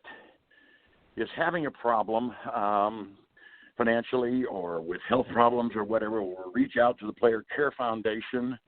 You can go right online on the NFL Alumni website or the Player Care Foundation website, and we have a crossover with both organizations and get the numbers where they can call in and it's very quiet, it's anonymous, and just talk to our experts on the board of the Player Care Foundation. We have psychiatrists, psychologists, we have social workers, we have there were 4 ex-players now. Well, it still is. I'm sorry, I retired from it, and it's just a place to turn if they need help. And of course, the kids organizations around the country, the Indianapolis chapter, which I am now part of, we just visited the Peyton Manning Children's Hospital and saw the kids. We do about 42 events a year where we play basketball against somebody to help raise monies, or if you call it basketball, what we do, I mean, it's like a bunch of old guys running around making fools of themselves, but it raises money, I guess, because people love to laugh at us. But it's an organization that I am so very, very proud of, and that is the good part of what we were just talking about the negative publicity to the positive publicity of what some of these great players do to help others, and that's what we're all about. It's something we take pride in. We have been very lucky in our lives and to have the opportunity to play this great game, and so we want to give back, and that's what we do. That's what we do. But it's going to be fun. Great stuff. I'm hopeful maybe we can talk you guys into joining us or something for our 50th celebration, which would be a really cool thing. And it's because of like your program and you two who do a phenomenal job. A lot of us old guys get a chance to do a little talking and lying to you about how good we were. I was again I told my wife, I said, "You see it? Here's another class of the Hall of Fame," and I got missed again. I can't understand it. So, kiddingly, as you know that, for God's sakes. But you're in our Hall of Fame, Randy. So that's all that really matters. You know what? And I'll tell you what. That is one of the great honors of my life, and I so much appreciate it. You guys did such a great job of giving us all a chance to talk and to tell people about what we are, and we're just human beings who happen to play the game of football, and we're proud of it, and it's great to be able to talk. You guys did such a good job, and especially now with the Armed Forces Network, I'm very, very, very proud of you guys for that. That's phenomenal. Well, Randy, thank you so much for your support over the years. You're a wonderful friend. We can't thank you enough for everything that you've done for us in this show and coming on and being a part of it, and like I say, being a wonderful Hall of Famer for us as well. So thank you so much for everything that you do for us and for the kids across the country. You guys are fantastic. Oh, thank you so much, and I wish you guys all the best. As I said, you two are two of the finest I've ever met. Your radio show is absolutely just spectacular, and I put more and more people on listening to it, and everybody loves it. So keep up the great work, guys, and God bless you both, and may it be a healthy and happy and prosperous new year for everyone. Thanks for everything. Thank you very much, Randy. Same to you and your family. Happy New Year, and we look forward to catching up with you again, hopefully real soon. Hey, anytime at all. I'm more than honored to be a part of your program and certainly your Hall of Fame, and the best, guys, and have some fun. And thank God one of you picked the Giants. Goodness gracious me. All right, Randy, we'll catch up soon. Take care, my friend. All right, see you guys. Be good. Good night. Good night. That is former Giants fullback and TNT Hall of Famer Randy Minniear. And Bob, we say it a lot on this show, but they don't come better than Randy Minniear. Nah, he's so passionate about what he does. He's not all talk, Chris. He's a straight shooter, but a great guy. And again, like I said, an incredible part of my upbringing. Those Fairfield University training camps where the Giants hung out. I mean, the guys were just so respectable and accessible, I should say, back in the day, Chris, and I'll never forget it. And I know he was part of it. I probably didn't know who he was at the time, but he was part of my upbringing, and it's great that how you reconnect later in life. It's a great thing. Yeah, absolutely, and I look forward to, the next time we have Randy, we just didn't have enough time tonight to talk about, some of the great games that he was involved with. You go back to those late 60s years and, played against, the Bears and Dick Butkus and Gale Sayers. He was there with the Giants in 69 playing against the Steelers, when Joe Green was a rookie, Chuck Noll's first year as head coach. Love to get his memories from that the next time we have him on the show. But above and beyond all of that, the NFL Alumni Association does so much for so many organizations that help support kids across the country. Follow them online, folks. You can go on Twitter at NFL Alumni. Check out all the great things that they are doing. Randy talked about golf tournaments and those sorts of things, but visiting children's hospitals and all of that, and then obviously taking care of their own. So many great things that the NFL Alumni Association does. And, oh, by the way, you can become a member of the NFL Alumni Association. They have associate memberships. You can go on there and become an associate member and be a part of what they're doing. Hopefully in your community as well as as well as Bob and I do. In our community. So please go check it out. NFL Alumni at NFL Alumni on Twitter. All right, we've got our next guest, Tim Lewis, hanging on the line. We're going to get to Tim on the other side of this station identification. This is Reggie Kelly, former Cincinnati Bengals and Atlanta Falcons tight end, and you're listening to TNT, Thursday Night Tailgate. Brace yourself for the explosion. And now joining us on the Kyvan Foods guest line is Tim Lewis. Let me give you some background on Tim. He is from Quakertown, Pennsylvania, which is just north of Philadelphia. Played his college ball at Pitt, where he teamed with the defensive back, our good friend Tom Flynn, there at Pitt. He was a part of the glory years there at Pitt from 1980 to 1982. Was a first-round draft pick, the 11th overall selection in 1983 by the Green Bay Packers. Played 4 seasons in the NFL, all in Green Bay, before a neck injury prematurely ended Tim's playing career. He led or shared the team lead in interceptions in 1983 and 1985 with 5 and 4 respectively. He had 7 interceptions in 1984, including a 99-yard interception return for a touchdown against the Rams, and he was named a second-team All-Pro player that season. Following his playing days, he became a coach, coaching Texas A&M on the staff of his college coach, Jackie Sherrill. He later joined the Steelers as a defensive backs coach and later became their defensive coordinator. He was also the defensive coordinator for the New York Giants, the defensive backs coach for the Falcons and the 49ers, and we are very excited that he is a part of the show tonight. Tim, thank you very much for joining us. Chris and Bob here. Thanks for being on Thursday Night Tailgate. Hi, Tim. Thanks for having me. Hi, Doc. How you doing? What's going on? Very well. We're doing very well. Thank you, Tim. Okay. So, Tim, I wanted to start out our time with you tonight by going back to your days at Pitt. I'm from Pittsburgh, grew up a huge Pitt fan. You know, half of my family rooted for Pitt, the other half for Penn State. So as a kid that grew up closer to Penn State, I'm curious, how did Pitt end up winning out over Penn State, or I'm sure a bunch of other colleges that were knocking on your door? Let's see.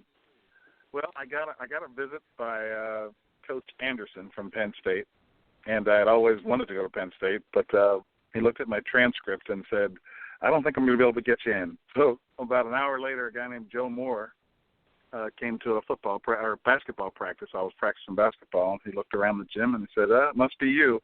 I grew up in a predominantly white area, and I was the only black kid on the entire team. So and maybe one other black kid in the whole district. So too hard to find me. And he found me, and he offered me a scholarship that day, and I said, I'll take it. But I'd already committed to Tom Coughlin at Syracuse, and I'd already committed to Jack Henry at West Virginia, and I'd already committed to Virginia Tech. So I had every time somebody offered me a scholarship, I took it. I was so giddy about scholarships and the offer, and we didn't grow up with a whole bunch of money, so every time somebody offered a full ride scholarship somewhere, I said yes. But I stuck by my guns with Coach Moore, and when I got a chance to get out to Pittsburgh and meet Coach Sherrill and see the campus and so forth, I knew that was the place for me. And like I said, Tim, you played alongside a good friend of ours here on the show, Tom Flynn. You also had several other great players on that Pitt team, and guys like Hugh Green and Ricky Jackson, Dan Marino. List could go on and on, the number of great players you guys had back in the early 80s. So curious to get your thoughts. Hey, what was it like playing next to Tom, and what was it like playing with all those guys at Pitt? Well, humbling to say the least. When I first got to Pitt, I was a pretty good player in southeastern Pennsylvania, Bucks County. I was one of the cream of the crop, so to speak, from that area. And then when I got to Pitt, I wasn't very good compared to the likes of Hugh Green and Ricky Jackson and Bill Neal and Greg Meisner, and I mean the list went on. Rick Trocano was there, and when I first got there, they had Larry Sims and Rooster Jones, and I mean guys that could run much faster than me and were much bigger and stronger than me, and I had to wait for them to graduate in order to get my chance. I didn't even start until my junior year, but when I did, it was really cool. I made the most of my 2 years as a player there. You know, my freshman and sophomore year, I pretty much was relegated to special teams duty. I did travel. I did make the travel team, so that was kind of cool, but I didn't make much of an impact like Mr. Marino did, you know, early on in my career. Tommy Flynn. Tommy and I got to be really close. He's a year behind me. Penn Hills, the Flyer, we called him. Well, he came to, not only did I play with him at Pitt, he was also drafted the year after me in Green Bay. So we were also teammates with the Packers for 2 years. So we got to be fairly close, and he's a great guy.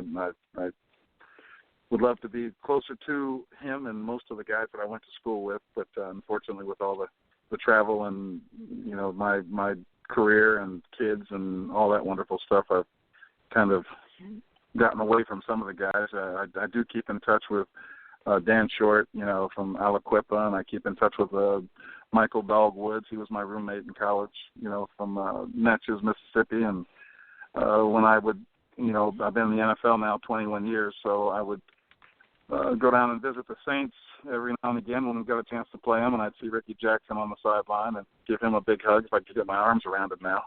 But, you know, I coached with the Giants in New York, and Bill Neal's son went to I want to say he went to Rutgers or something like that. But Bill Neal lived in New York, fairly close to where I lived when I was with the Giants. Let's see, I worked with Russ Grimm with the Pittsburgh Steelers for a couple of years. So, and Danny and I tried touching base with him to ask if he could help me with a job with the Miami Dolphins. This business, the coaching business it can be a fickle one. So you've got to call on all the people, all the connections you've got whenever you can. So I've worked with Paul Dunn. He was also an offensive lineman at Pitt, and I worked with him for 5 years with the Falcons.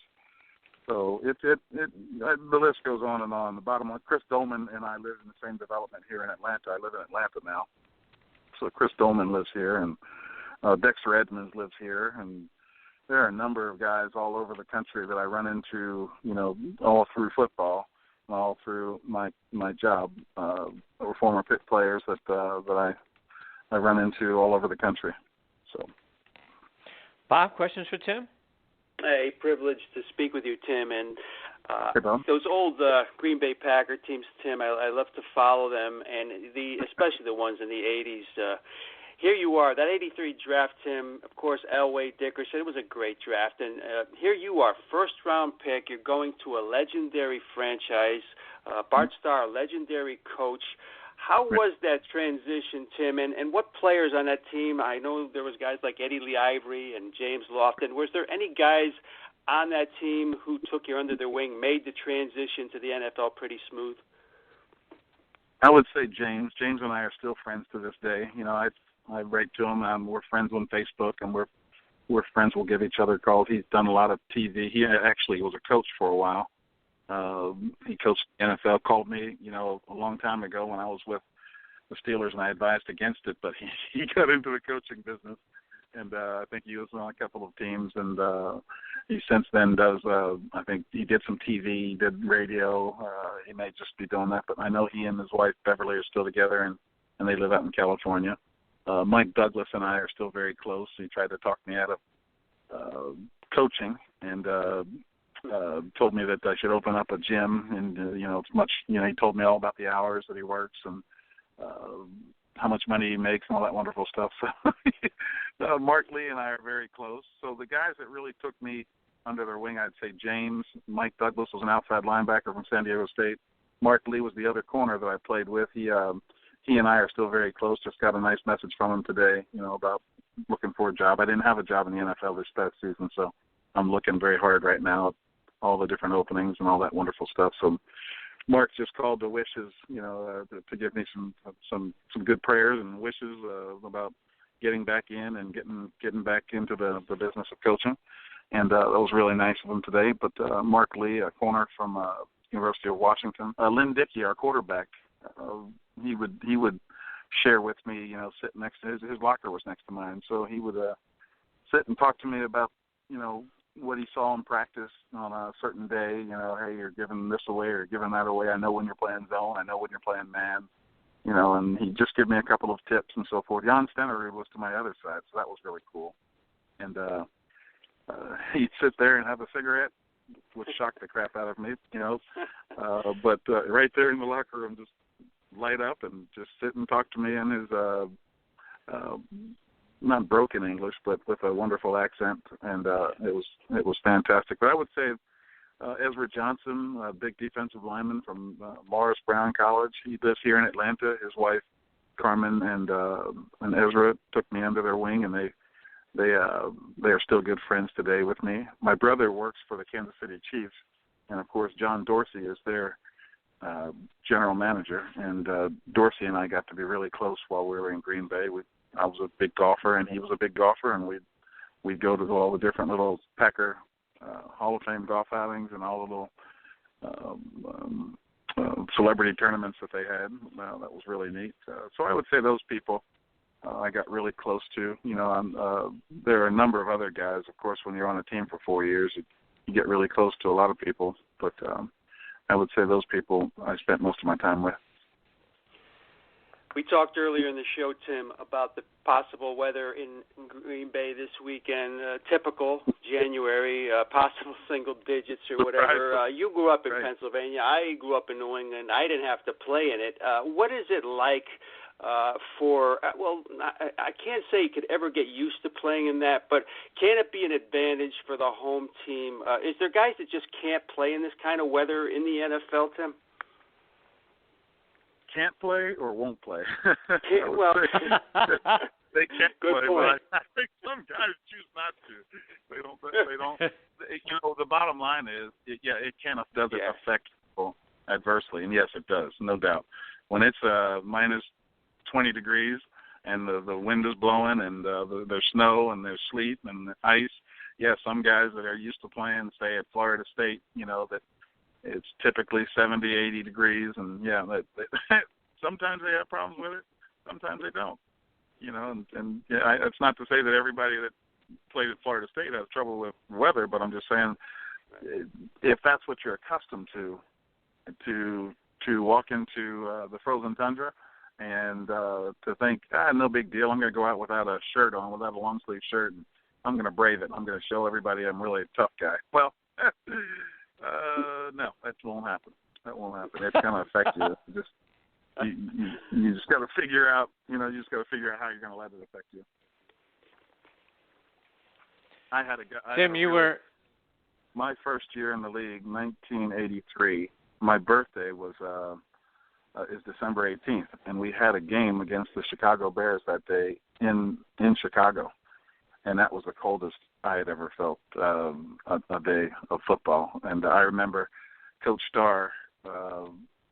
We were in the locker room. Everybody was getting dressed and everything, and Bart was like, "Okay, man, here we go. We're going to go out in the field and we're going to get warmed up, and we're going to go out for our typical warm up." And he liked to lead the team out of the tunnel. So we all got behind him, and he's doing his rah-rah, all right, guys, give it your all, play as hard as you can, do this and that. And we jogged out of the tunnel, and he got to the end, right to the grass field. And he turns around and he says, "Man, let's go back in the locker room and warm up in there." And we jogged back into the locker room. It was so freaking cold. I remember going out, and they had those gas heaters or whatever on the sideline. And like propane, or I don't know what, kerosene, I don't know what kind of fuel it was using, but boy, it just tasted so bad. Like I don't know, I got too close to it, I guess. And the reason I knew I was too close to it is because I had so much stuff on. I was borrowing Ezra Johnson's shoes. I wore a 12, but I had on like a size 14 shoe because I had so many pairs of socks on. And I at one point or other, I thought, man, these shoes really feel good. I looked down and the laces were burned off right down the middle. I had my feet so close to the seat.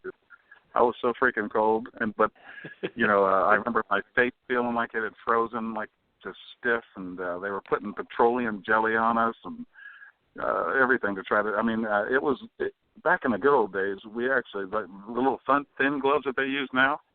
Well, we actually had.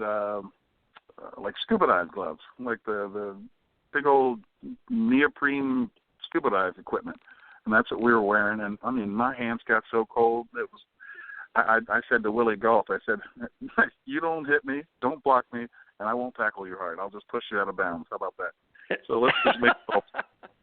And of course, Walter Payton was having none of that. So he was trying to forearm everybody in the head and knock your head off. So he had nothing. He was not playing the let's get the game over with thing. So, yeah. Tim, I'm, as I say, from Pittsburgh, and I'm a huge Steelers fan, and you spent a lot of time with the Steelers, first as a defensive backs coach and later as their defensive coordinator. We've had a lot of the guys from the sort of the 90s, early 2000s Steelers, join us here on the show. What was it like coaching those guys, back then? I don't know. What did they say? Did they say anything good about me? No, I don't know. Yeah, no.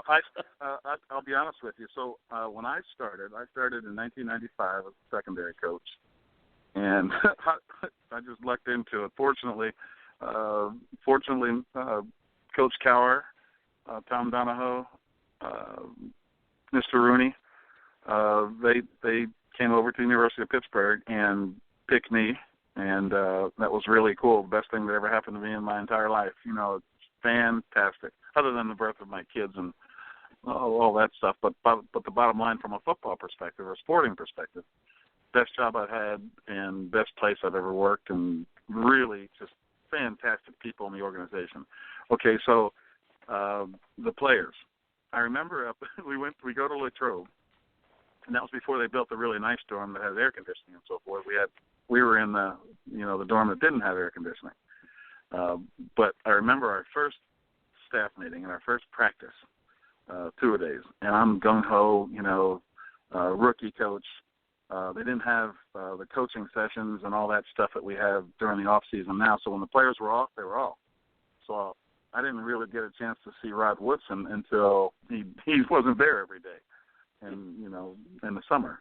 So I see him at training camp, and I made a comment to him. He was tying his shoes during a jog-through period or a little walk-through period prior to practice, and he was tying his shoes down on his knee, and his receiver went in motion, and it was a man-to-man call that Coach LeBeau was trying to operate. And so I, like a dummy, said, "Hey, Rod, your guy's over there." And he looked at me and put his index finger over his lips, like in the shush position, and said, "Shh." And I went, "Oh, God." Okay, all right. Okay, well, I'm just letting you know your guy's over there. And so that night, somehow, and I'm kind of a talkative guy, as you probably can figure. So we get to the staff meeting that night, and we're going around the table, and Coach Cowher's kind of leading the call. He's telling everybody what the practice schedule is going to be like tomorrow. This is what we're doing. We're going to be on this field. We're shooting with this camera. We're shooting from this angle.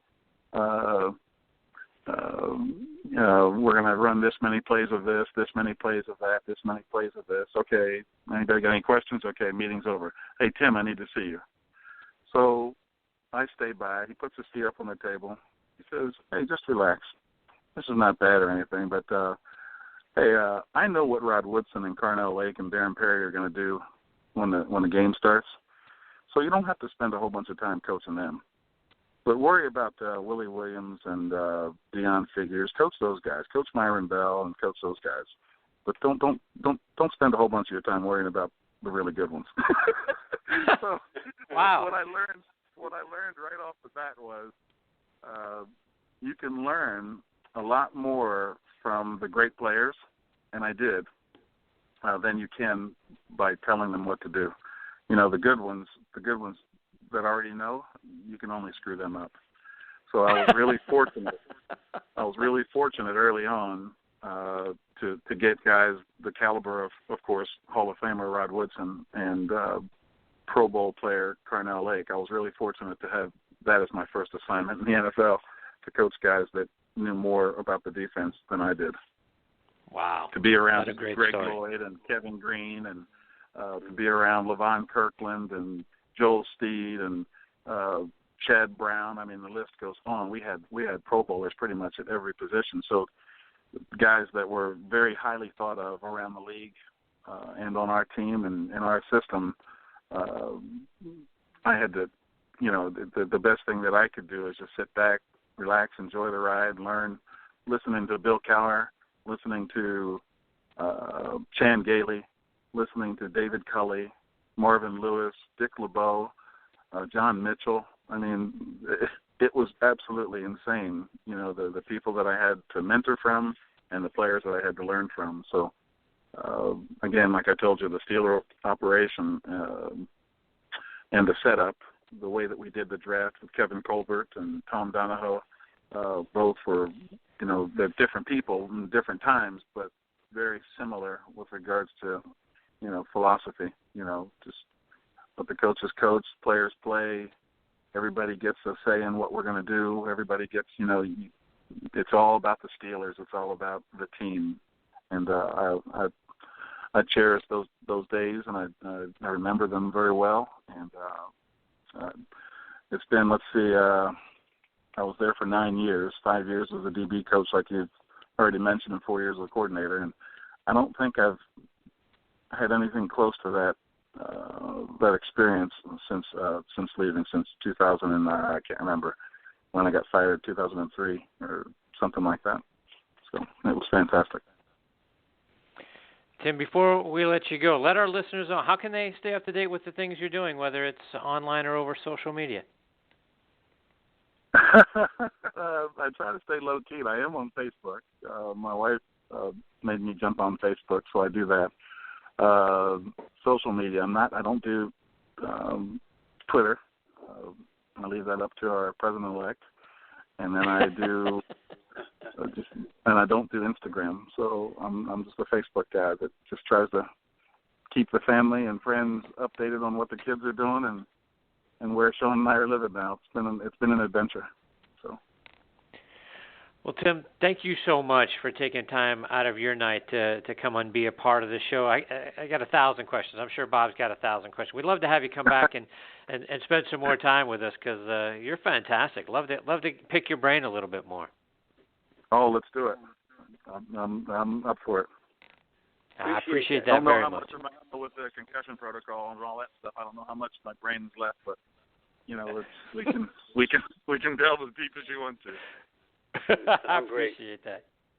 Tim, thanks very much. Happy New Year to you and your family. We look forward to the opportunity, hopefully, to catch up with you again real soon. Thank you. I appreciate it. Thank you. Take care, Tim. All right, take care. Goodbye. That's former Packers defensive back and Steelers and Giants defensive coordinator Tim Lewis. And, boy, that's some good stuff, Bob. I tell you, learning, scuba diving gloves they used to use, and then, hey, the only thing you can do for Rod Woodson is screw him up. Leave him alone. Go talk to these other guys. Good stuff. A lot of great stuff. Hopefully we get an opportunity to catch up with Tim again real soon. Yeah, Chris, doesn't he remind you a lot of Billy Sample? I mean, yes, incredibly that's well exactly spoken. what I was thinking. That's Billy Sample. Sounds like him, incredibly intelligent, but amazing that he's looking for a job. As we know, he lost his job in San Francisco with that coaching overhaul last year, and now they're going to have another one. But a guy like this, with the pedigree he has and the jobs he's held, he should have a job with a major responsibility, hopefully soon. Yeah, agreed. All right, we've got our next guest, Kwamie Lassiter, hanging on the line. We're going to get to Kwamie on the other side of this station identification. This is former Patriots running back Tony Collins, and you're listening to Thursday Night Tailgate with my friends chris-mascaro and bob-lazzari on the Armed Forces Radio Network. And now back with us on the Kyvan Foods guest line is Kwamie Lassiter. Let me remind you about Kwamie's background. He's from Hampton, Virginia, played his college ball, first at Butler Community College in El Dorado, Kansas, where he was a junior college All-American, later transferred to the University of Kansas, where he immediately made a major impact, intercepting 2 passes against Oklahoma State and was named the National Defensive Player of the Week. In 1994, he was named a second-team All-Big 8 player, finished his career at Kansas with 7 interceptions, and helped them win the Aloha Bowl in 1992, Kansas's first bowl appearance in over a decade. He was an undrafted free agent signed by the Arizona Cardinals in 1995, and he played in the league from 95 to 2004 for the Cardinals, Chargers, and the Rams. 2001, he was selected to the Pro Bowl after recording 112 tackles and 9 interceptions. For his career, he had 588 tackles, 25 interceptions, 4 sacks, and he scored 2 touchdowns. And we're honored to have him back with us again tonight here on Thursday Night Tailgate. Hey, Kwamie, Chris, and Bob here. Thanks for coming back on the show. Welcome back, Kwamie. Oh, man, I appreciate it. I need you guys to send me that bio. That made me feel real good. Glad to do it, my friend. Somebody put it together pretty good, but when I'm sitting here listening to it, I'm thinking, yeah, I did do that, huh? I never look back and say, you did this, you did that, except for when I get in a conversation and it's easy to talk about it, but never just sit around reminiscing that, man, I did this or did that. I guess people do that when they write books. Right. But no, and that's curious, Kwamie, because we talk a lot about that, with some of our guests. That you never sit back and sort of reflect back on all the things that that you've been able to accomplish, whether it was in college or the pros, because it's a pretty impressive resume. I don't, and I mean what you just went through. I should, but I don't do it. I remember having the 4 interceptions in one game, and all I could think about is we won a football game, and Corey Chambers kept saying, do you know what you did? And I'm like, yeah, man, we finally got in the playoffs. I'm like, no. He said, you had 4-1 games. I didn't even think about stuff like that. But I never just sit around and think of it. And, you know, the way you worded and put it together and the accomplishments, you know, coming from, you know, born and raised in Hampton, grew up in Virginia, Newport News, Virginia. It is some good stuff. I wouldn't mind hearing absolutely that. It is. I wouldn't mind hearing that again, but we don't have time right now. I'll send you a recording. I'll play that back for you. That's right. Yeah, do that. So, Kwamie, I wanted to start our time with you tonight by, you know, going back and getting your thoughts on your alma mater, the University of Kansas. Some tough times at Kansas, 2-22 over the last 2 seasons under head coach David Beatty. You know, and you look back at, you know, at what they're doing and the struggles that they had or have had, you know, like I say, for the last couple of seasons. Your thoughts on where the University of Kansas football program is right now? You know, if we was a powerhouse from the get-go, that would be a major problem. But we were University of Kansas football, and we've won some games. And not to say that average is good or mediocrity is good, because that's definitely not the case. But I go to the school every year. My son is now a wide receiver at the University of Kansas, and I believe what David Beatty, Coach Beatty, is doing, and a lot of stuff that I'm doing outside looking in, is I'm holding events to raise money. I didn't know I can just donate money by raising the money and doing with the events that I do to the football program. So come April, I'm putting a golf tournament there, and I wanted all the proceeds to go directly to football. And not that it goes to the player because that's illegal, but it goes a long way into helping build a dome, getting better facilities and stuff like that. And, you know, major colleges have endowment funds. But I feel like if I could do my part, and I'm a part of them helping them win down the road. I watched the guys practice quite a few times, and they practice hard. And both of you guys know, no one practices to lose football games.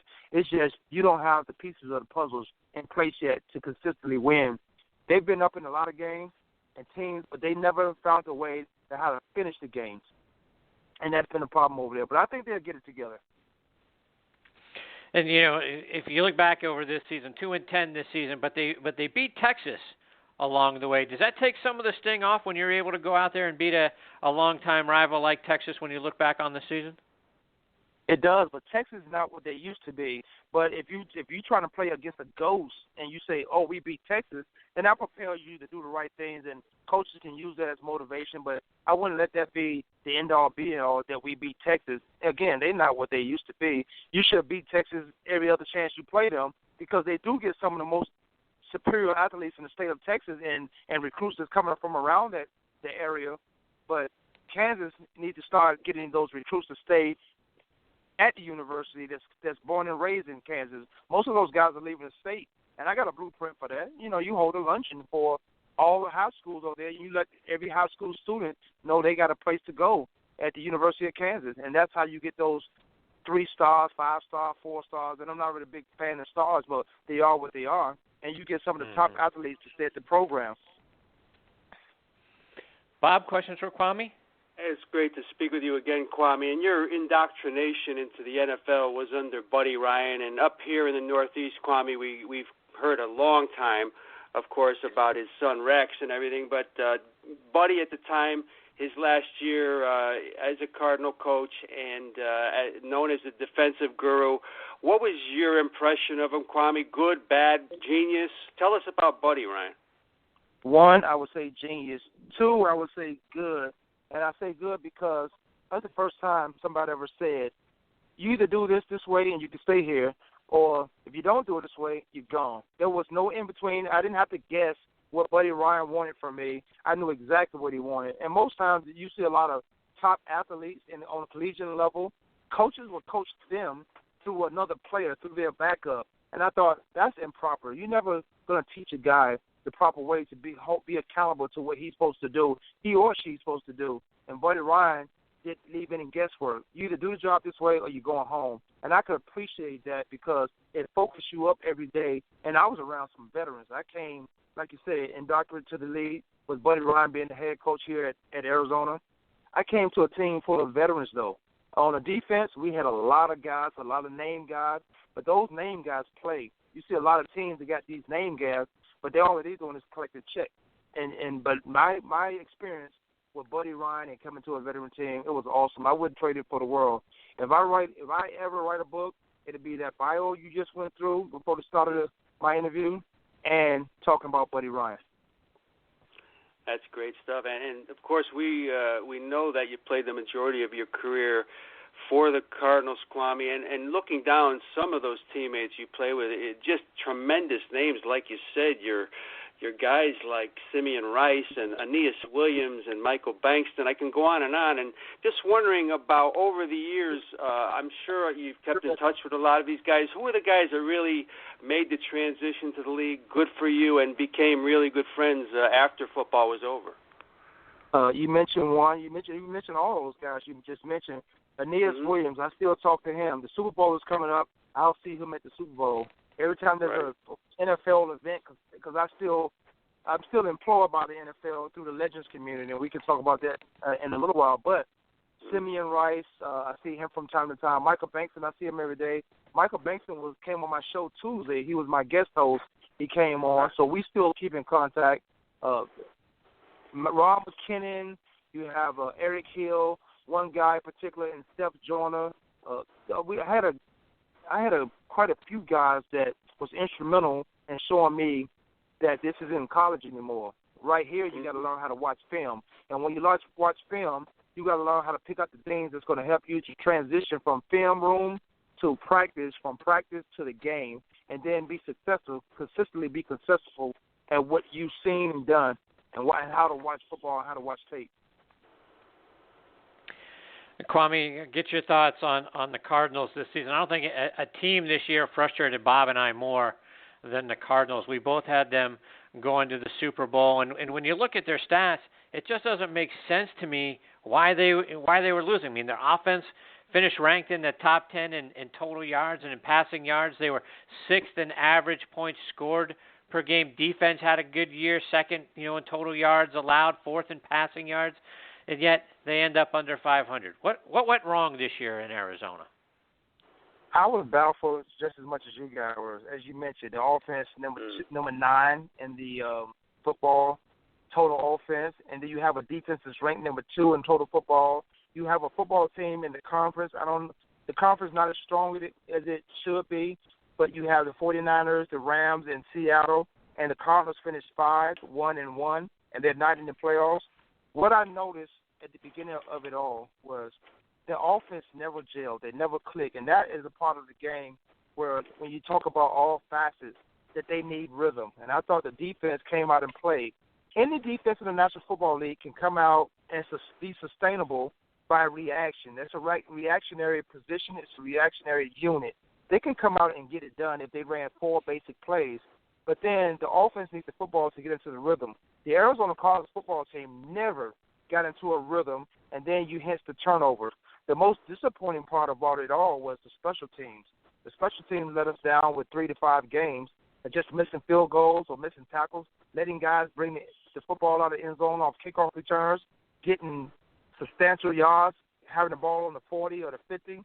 And when you get a good kick return, all you need is 2 or 3 big first downs, and you're in field goal range.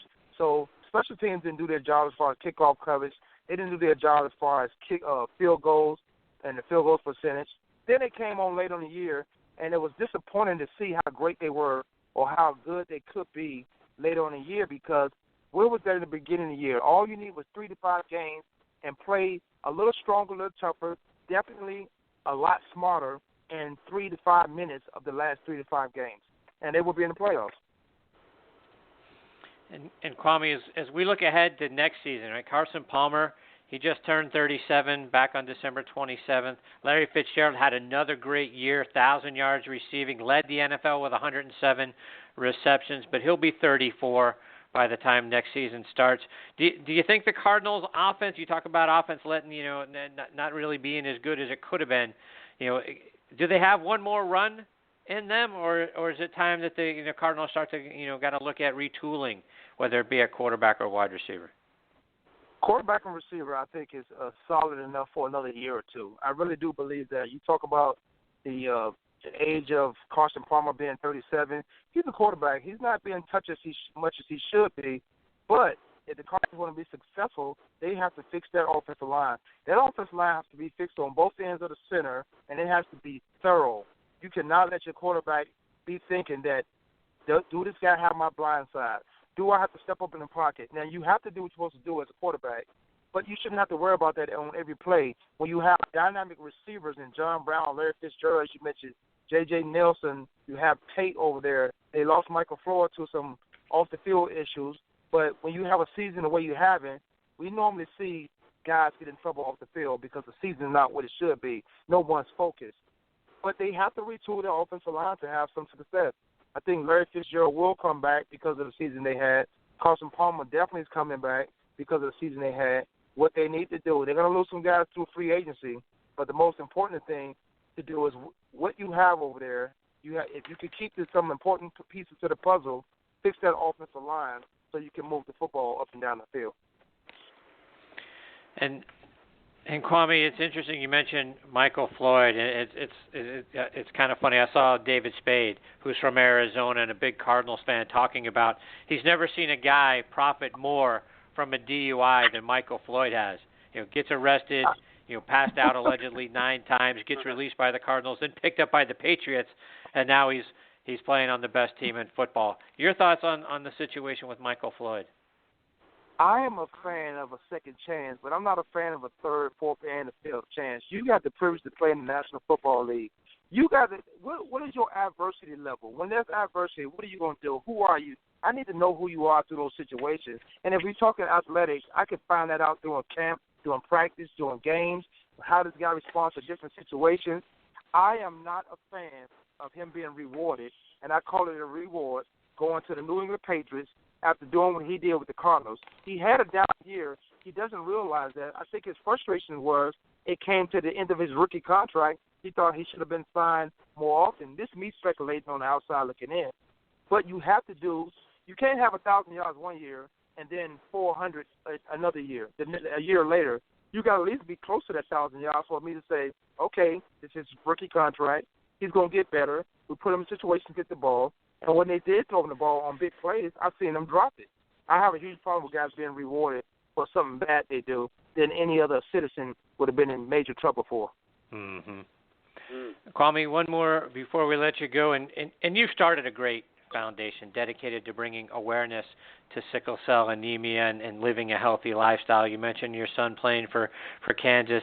He struggles with sickle cell anemia. Talk about the great things that you're doing with your foundation to bring awareness around that situation.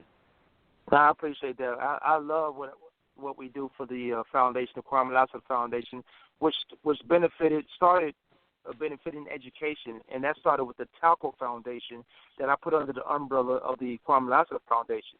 Talco Foundation, an acronym for that was teaching all children to kick off leadership through education.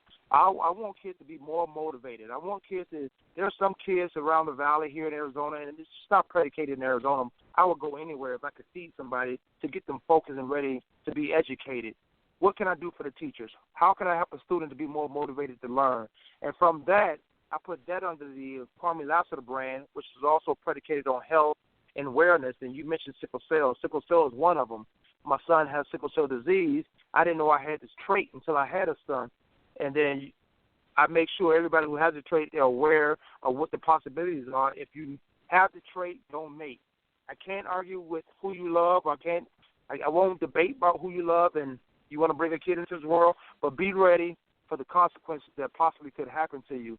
I also benefit with childhood obesity. I'm a member at the Village Health Club here in Arizona, and they allow me to have a program where I get to work out kids, get a different meal plan. I'm not going to tell you because I don't eat meat, you shouldn't eat meat. You just watch what you eat and be accountable for what you put in your body because that will become who you are, and you get to work out.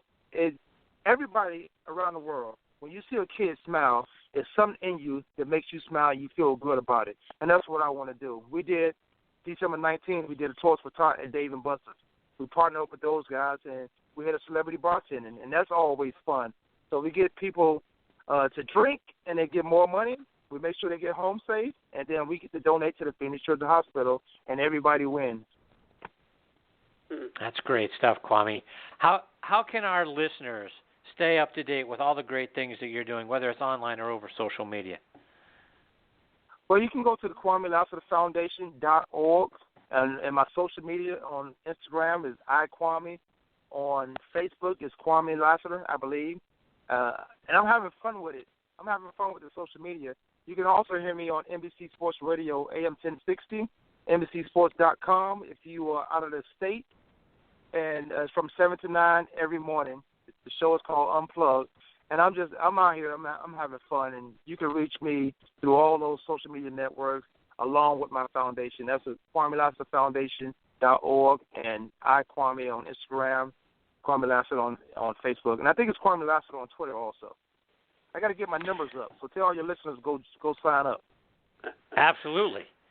Kwamie, thank you so much for taking time out of your night. You're fantastic. We hope you'll come back and join us again soon. We'd love to get more of your stories and your insights because you've had a great career. There's a lot to reflect back on. I hope you'll take some time to reflect back on the great things that you've done, and we'd love to hear more of your stories. No, I appreciate you guys having me on. I like listening. When I'm coming on next, I like listening to the guests before me because there's a lot of great stories. You have some great guys coming onto the show. So keep doing what you guys are doing. It is very interesting. It's very informative, and I appreciate it. Anytime you need me, just give me a call. Give me a heads up. All right, we'll do that. Thank you very much, Kwamie. Have a great night. Happy New Year to you and your family. We look forward to catching up with you again real soon. Appreciate that. Same to you guys. Take care, Kwamie. Take care. That is former Arizona Cardinals Pro Bowl defensive back Kwamie Lassiter. Great stuff with Kwamie, Bob. I look forward to the opportunity to catch up with him again soon. A lot of good stories, a lot of great stuff from him. Very passionate guy, and he speaks like a guy, especially about your buddy Ryan's, Chris. Very disciplined guy who, very kind of an old school type guy who learned the hard way and teaches some good lessons and knows all about hard work and it's some great stuff. Yeah, and does some great stuff off the field too. He's the kind of guest we love having on the show, and he's always welcomed on here. Yeah, absolutely, and great. Yeah, to your point, great stuff with that foundation. He's doing a lot of really good things. So hopefully we get to have Kwamie back with us again real soon. All right, when Bob and I come back, we'll be turning on the Thursday Night Tailgate Spotlight on the Positive, letting you know which players are doing some really great things in their communities, and then we'll wrap up the show, and we'll do that on the other side of these words from our friends over at Coastal Orthopedics and Kyvan Foods. Are you suffering from ongoing pain from athletic injuries in your knees, shoulders, or hips? Tired of living your life with an old injury that just won't go away? If you answered yes to either of these questions, we can help. Dr. Peter Candelora and his experienced staff of medical professionals will get you back on the road to recovery. Their state-of-the-art facility and new medical technology will ensure you'll be enjoying life again in no time. Since 1991, Dr. Candelora has been specializing in joint replacement, athletic injuries, and general orthopedics. Visit us on the web at athleteinjuries.com or call our office at 888-825-1150. That is 888-825-1150. We're proud sponsors of the Gridiron Greats Assistance Fund. This is Reggie Kelly, former Cincinnati Bengals and Atlanta Falcon tight end, and I'm the owner of Kyvan Foods. And if you enjoy delicious food, you're going to love my Kyvan products, which consist of our honey apple salsa, sweet barbecue sauce, and an array of seasonings. For store locations, online orders, and recipes, check out our website at www.kyvan82.com. That's Kyvan 82.com.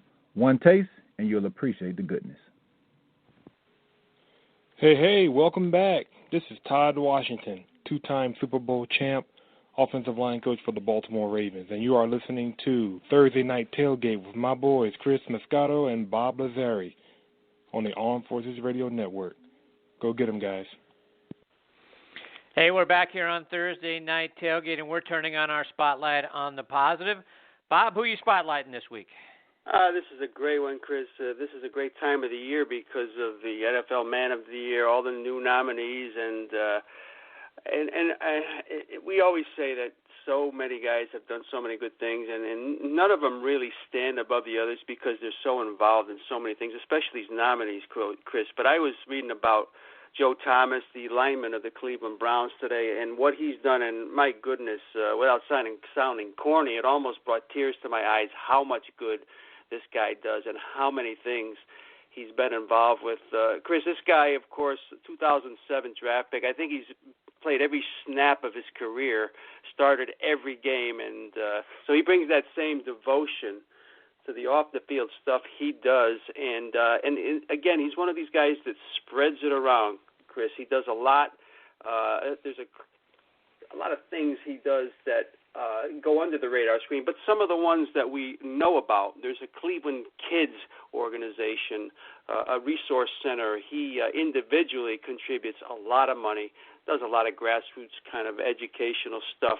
That impacts more than 100,000 students throughout the year.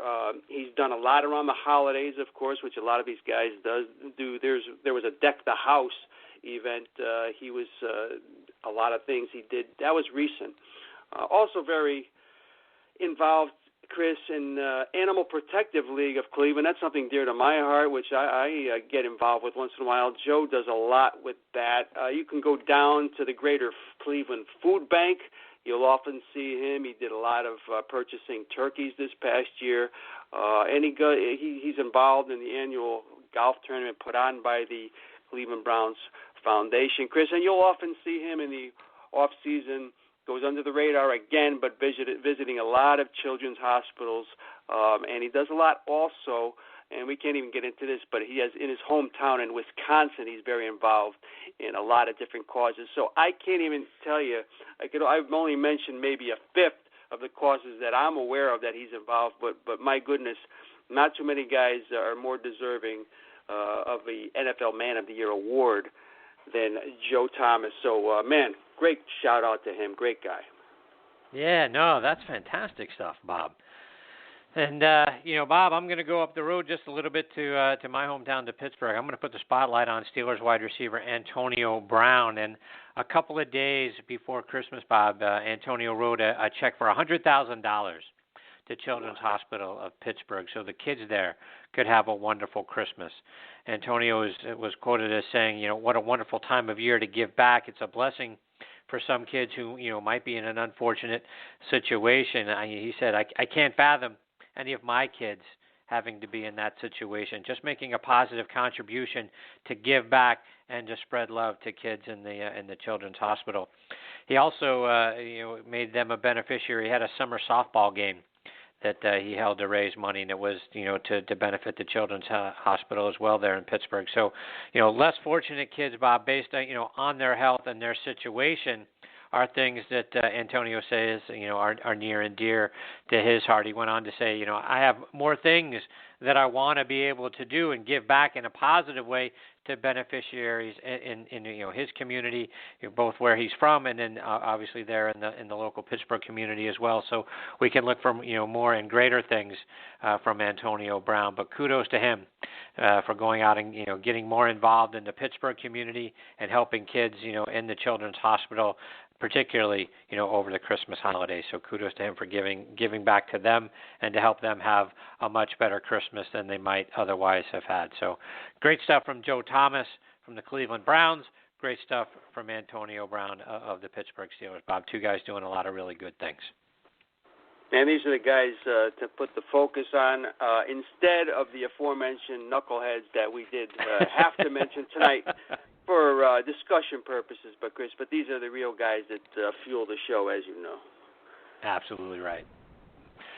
All right, Bob, it is time for us to put a bow on this episode of Thursday Night Tailgate. Our thanks again to former head coach Dick Vermeil, Tony Collins, Randy Minniear, Tim Lewis, and Kwamie Lassiter for joining us tonight. And Bob, my thanks to you as always for sharing my Thursday nights. And one of the best parts of the whole night is getting to spend 2-ish hours with you, my friend. Appreciate it, Chris. The new year started off great on the show tonight, and that was a great lineup, and we're looking forward to another great year in TNT right here. Absolutely right. So who do we have scheduled to join us next week? Well, Tony Dorsett Jr. will be making his TNT debut with us, as will former Bucs running back Eric Rett and former Falcons and Jets offensive tackle Brett Miller. Former Giants and Eagles quarterback and the current chairman of the board of the NFL Alumni Association, Joe Pisarcik, will be back with us. And of course, Tony Collins will join us to go through the divisional round of the playoffs. We'll let you know our predictions for that. So we've got another fun show on tap for you next week. We hope you'll come back and join us. I want to remind everybody, how can you follow us on social media? Well, please visit us on Facebook. We've got a Thursday Night Tailgate Facebook page, and Bob and I both have our own individual pages on Facebook. The Thursday Night Tailgate page, please give us a like. That's important to us. And if you've got a question for one of our guests that we're going to have coming up on the show and you want us to get it on the air for you, please let us know there. We'll be glad to do it for you. On Twitter, you can follow me at CT-mascaro. Bob is at Bob_Lazzari, and the show is at TNT Podcast. Plus, you can stream or download any of our archive episodes for free, folks, on great podcasting sites like our great friends over at Podbean.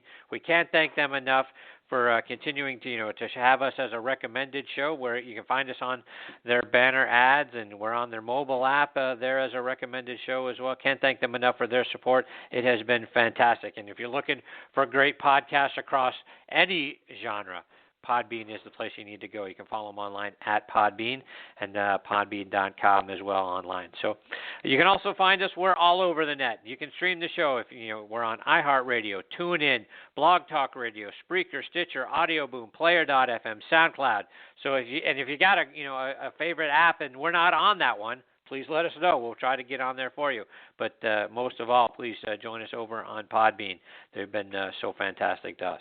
So you can take us anywhere you go, right? You can find us, like I say, on that Podbean app. You can get it on your smartphone. So you can take us with you, whether you're in the car, you're at the grocery store, walking around the mall, wherever you might be, exercising in the gym. Please take a listen to us there on that mobile app. We'd love to be a part of your days. Bob, take us home, my friend. Thank you, Chris. Always an honor working with you. And thanks go out, as usual, to our announcer, Joe Lajanusa, too, for the great job he does with our weekly intro and ads, and to James Brocato and all the guys from Painted Faces for our upcoming outro music. On behalf of myself and Chris, we thank everyone tonight for listening. We appreciate you the most. Until next week, good night, Kevin. We miss you.